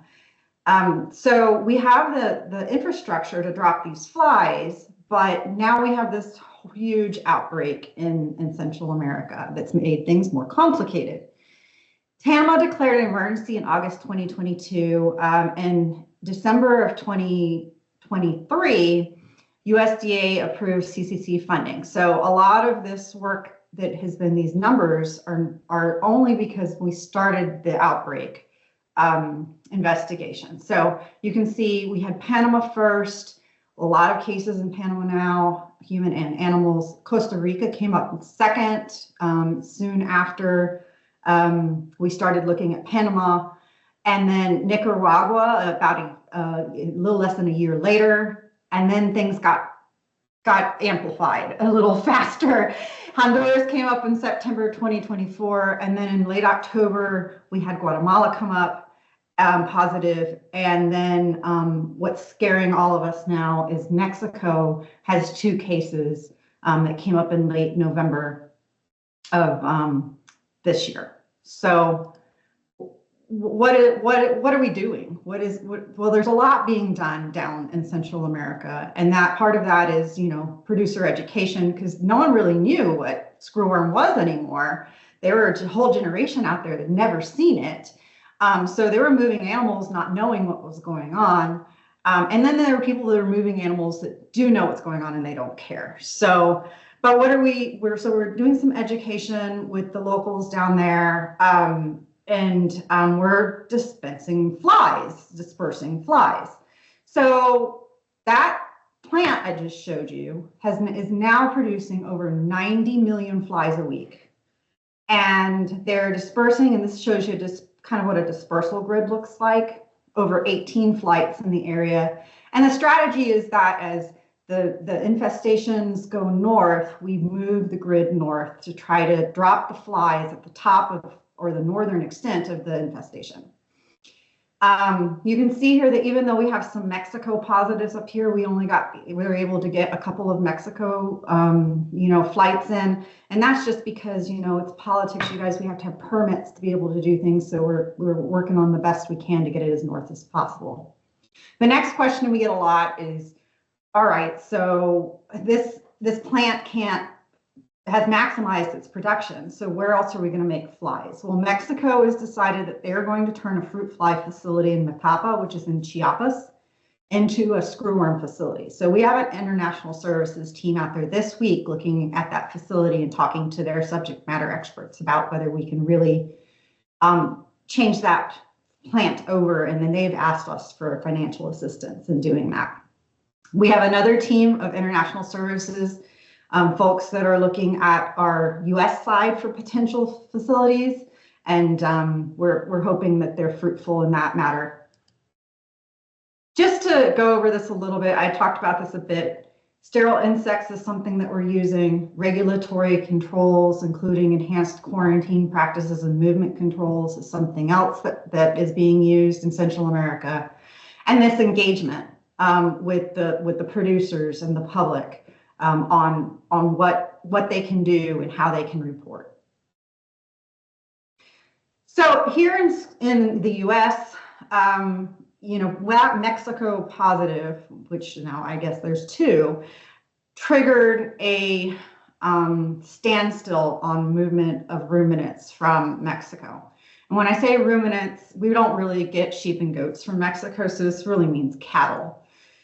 So our import group has been working with Mexico on a protocol to what we can do to start movement again across the border.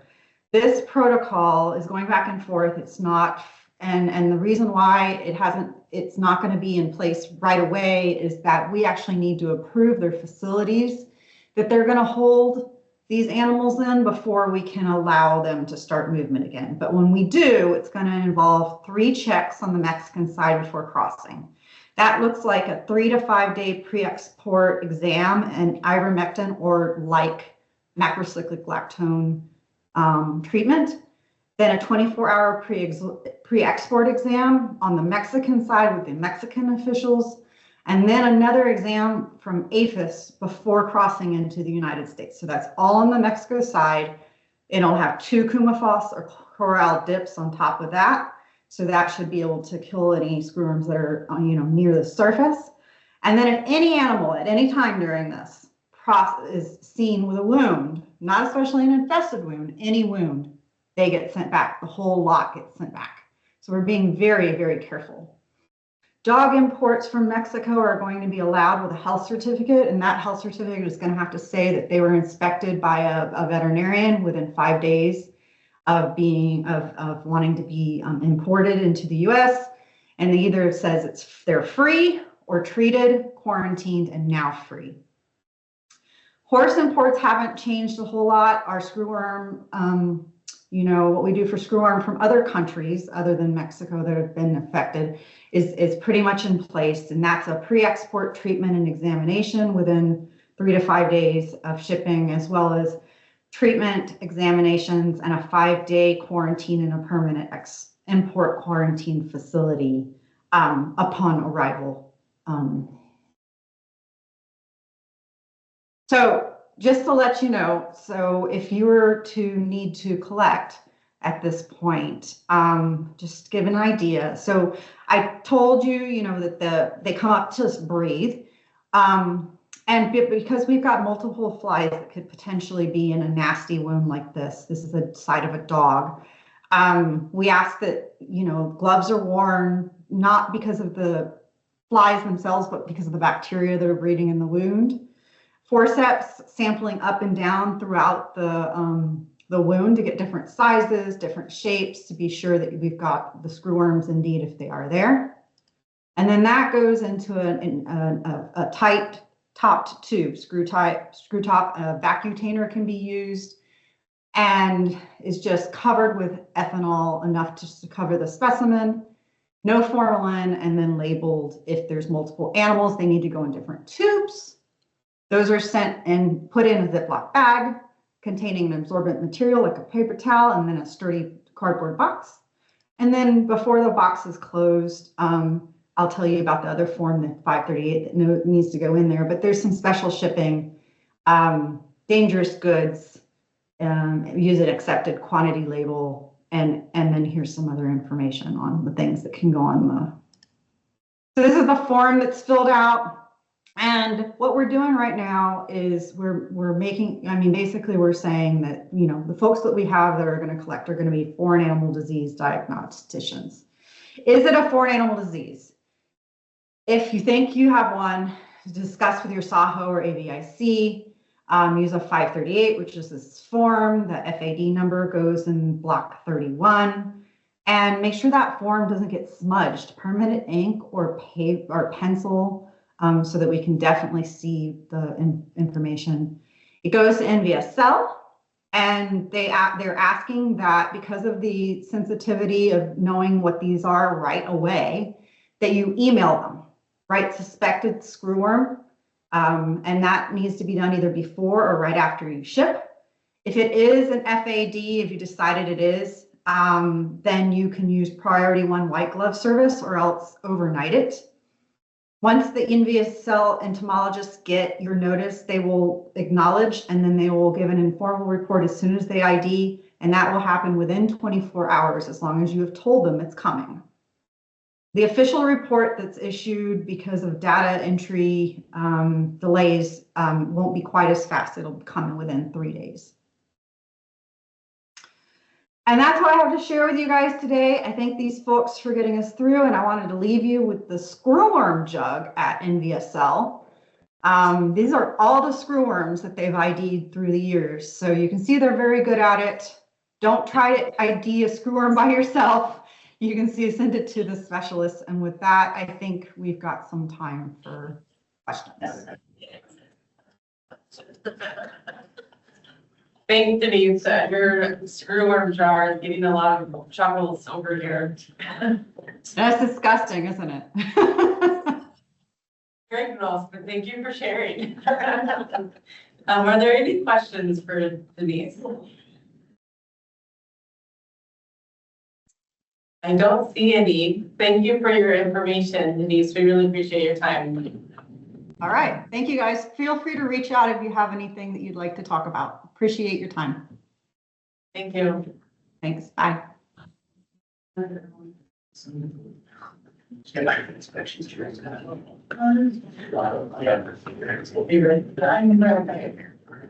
will have Dr. Hawkins and our bylaw discussion. Okay. First, I want to make sure that Dr. Fox is ready out there in the ether world. I'm here. Okay, good. I'm here. I think we can, well, someone just stepped out, one of the board members just stepped out, and maybe we should make sure that they're here as well. So, actually, he and I talked a bit on the ride up here. So I think some of the preliminary things he's aware of. So in 2022, I think it was, we voted on to accept some board bylaws. This is essentially something that this is paperwork that the board is taking care of. So y'all can listen in, but it's just going to be something we need to do. Before that time, we didn't have any bylaws that said what it is to be a board member and what board members should be expected to do. And so a document was drafted and eventually came up for a vote. And with some changing at that moment, we voted to accept the bylaws. Well, since then, I've played the role of Peggy Perfect and wanted to improve on it. Some of the things that were difficult was knowing when they were talking about the Board of Animal Health, i.e. the staff, versus the Board of Directors for the Board of Animal Health, which is what we keep looking at you, which is what we do. And there are some inconsistencies and things, and I was hoping to get things changed and put together. So our legal counsel at the time was Stacy, and I forgot her last name right now. And she and I worked on this since last April. But she was pulled in so many different directions, it was hard to, she made like 3 stabs at getting something done, and then she left and I kind of finished things up. I want to have discussion before we actually make a motion, because Dr. Fox and I were communicating last night, and there actually are some questions that you need to answer. And maybe we'll make this a short deal and move this off to January, but I want Dr. Fox maybe to talk about some of the biggest points that we still need to dive into. and see if it's worth waiting or not.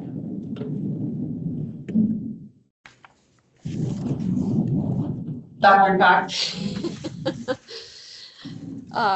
Okay, well, I guess I was just kind of, I'd gone over it a few times and then I went through it again last night, and I guess I just had some more, I mean, I don't know that we want to go through every,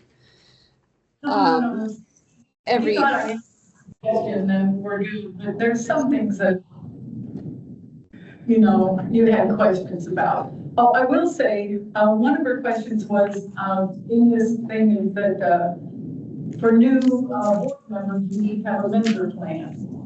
And sure, that's good to do, but who's gonna implement it and oversee it? And so in this version of the bylaws, that goes to the vice president, who's overseeing the executive director's, you know, performance. Then they would do that. And the other thing was, we've been asked to go on a minimum of 2 things with more inspections and things. And everybody did that. And again, the vice president, that makes sense as kind of the secretary of the board. So those things, you know, we're done vice president right now, so if we don't vote on this today, I don't have to start doing that.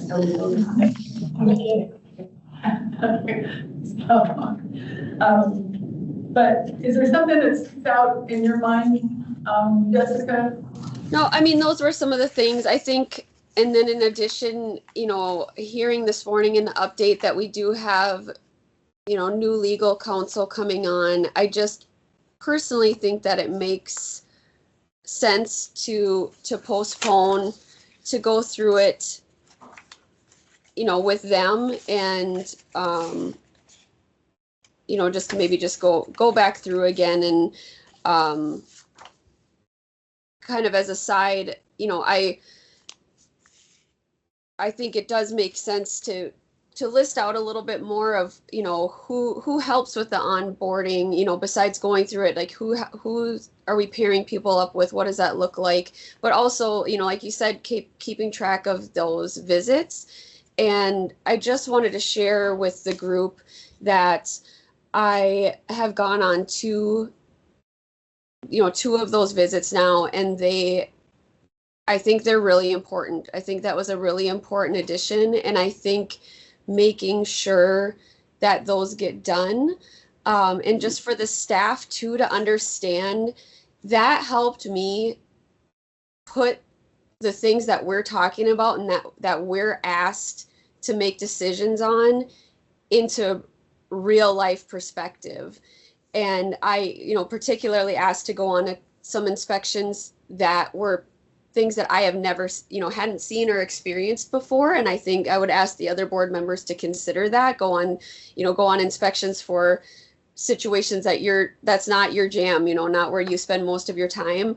And it was so helpful for me to see what the interactions look like, what are our, you know, staff members looking at and doing them. I think it was really, really important. And I think that should be spelled out just a little more clearly to make sure that those actually get done, because it just gave me such a better perspective to be able to do a better job in my role, you know, on the board. So I guess I think maybe when I first read through it the first couple times, I'm like, yeah, it looks good.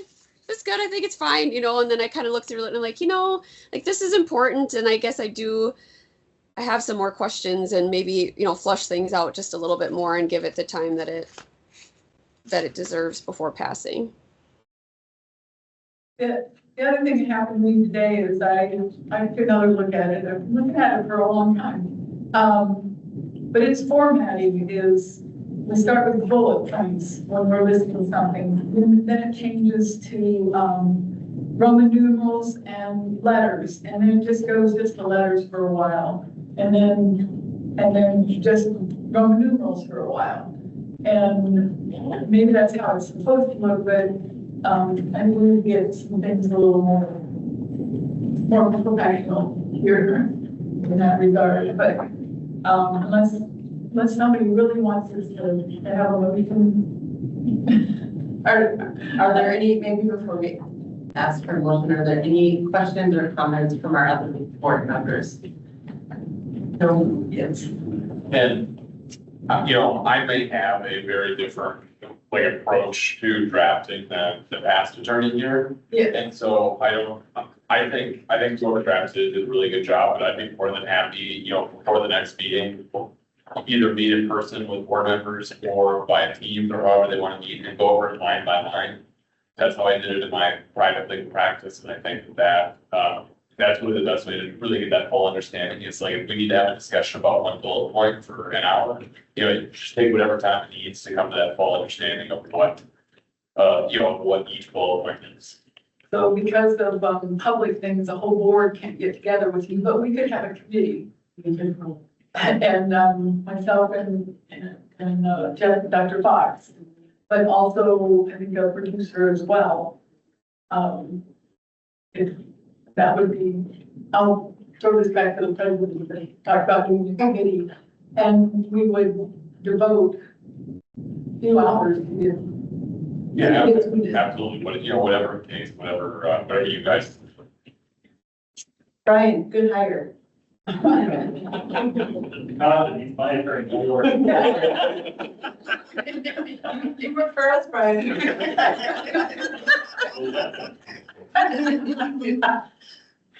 Okay, so we have another volunteer. Or how do you want to do this? No, I think the committee would be great. Is there a volunteer to work? How many do you have on a committee, so stay out?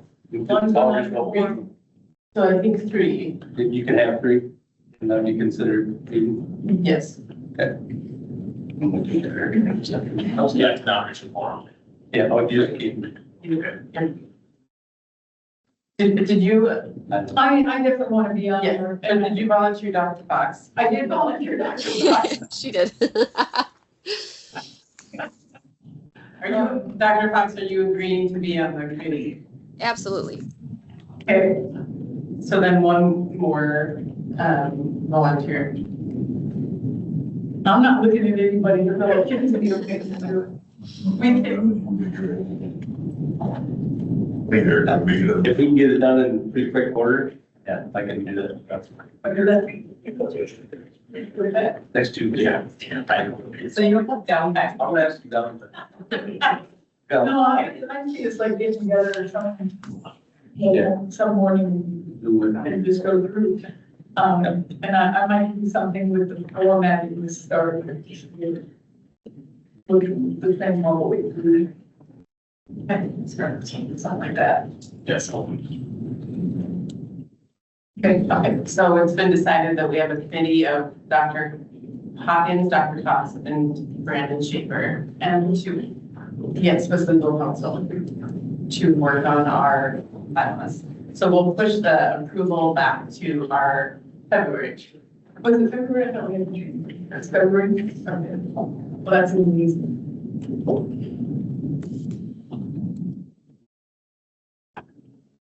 All right, so then I hope we can like send it out 2 weeks before the meeting and y'all can just rubber stamp it after that. So, thank you for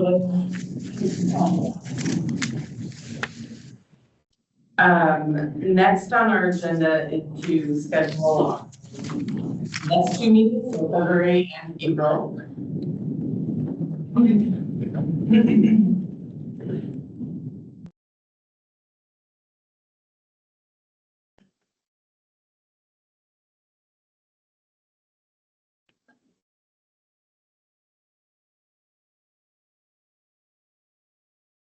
February? Yes, February and April. Today, Tuesday, can we stick with Tuesdays? Continue to do that?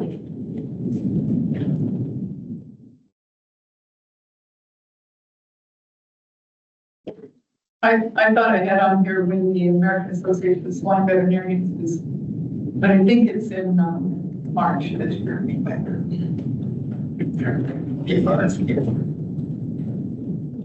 Alex threw out February 4th.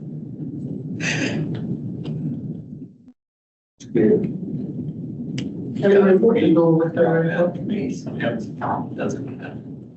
Yeah. February 4th. February 4th, Jessica? Yep, yep. I'll move things. And then April. Early again.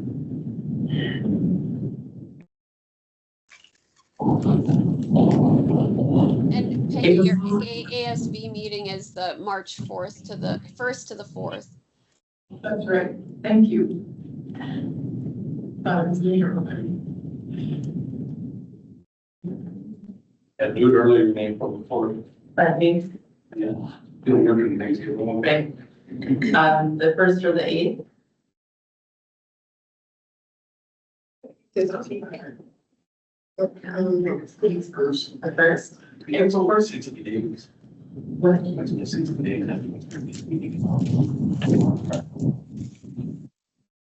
And that maybe doesn't matter. The first day, do this long time till we again. Yes. Right. That was. But that was said before, right? So. It does say it was a quarter, so I don't think that it matters between. The fact that they did on 15th, celebrate baby day. We could be in the field on April. The 1st? First. Okay, we'll go with the 1st. Who's it is? Eric, I just saw that on February 1st is the Minnesota Milk annual meeting is there. I don't know if that impacts. What? February 4th is Minnesota Milk annual conference, Oh. isn't it? You said that was what, February 4th? No, I didn't say April 4th. Maybe just that. Once we get the background. I didn't catch that. Say that again. It was somebody who was just.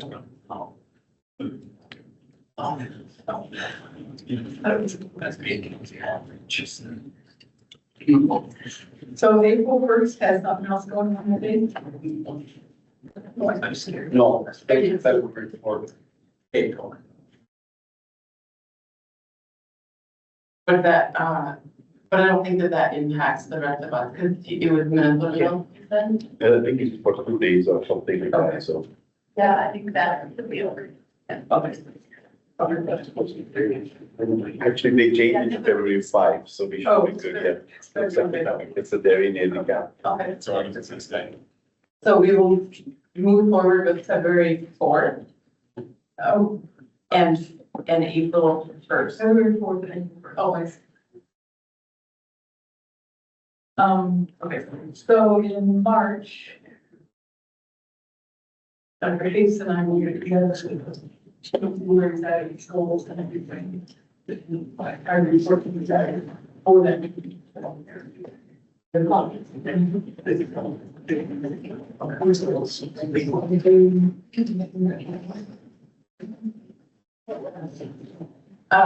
Thank Aaron for our continuation of the special board meetings. That's closed session. Yes, I believe we go to a different room for that. We do it right here. Okay. Everybody's leaving. We're kicking everybody out. Is there a motion to adjourn? I'm going to motion to adjourn this meeting. There's been a motion and a second to adjourn our meeting. All in favor, say aye. Opposed, same sign. Any discussion? Seeing none, motion carries.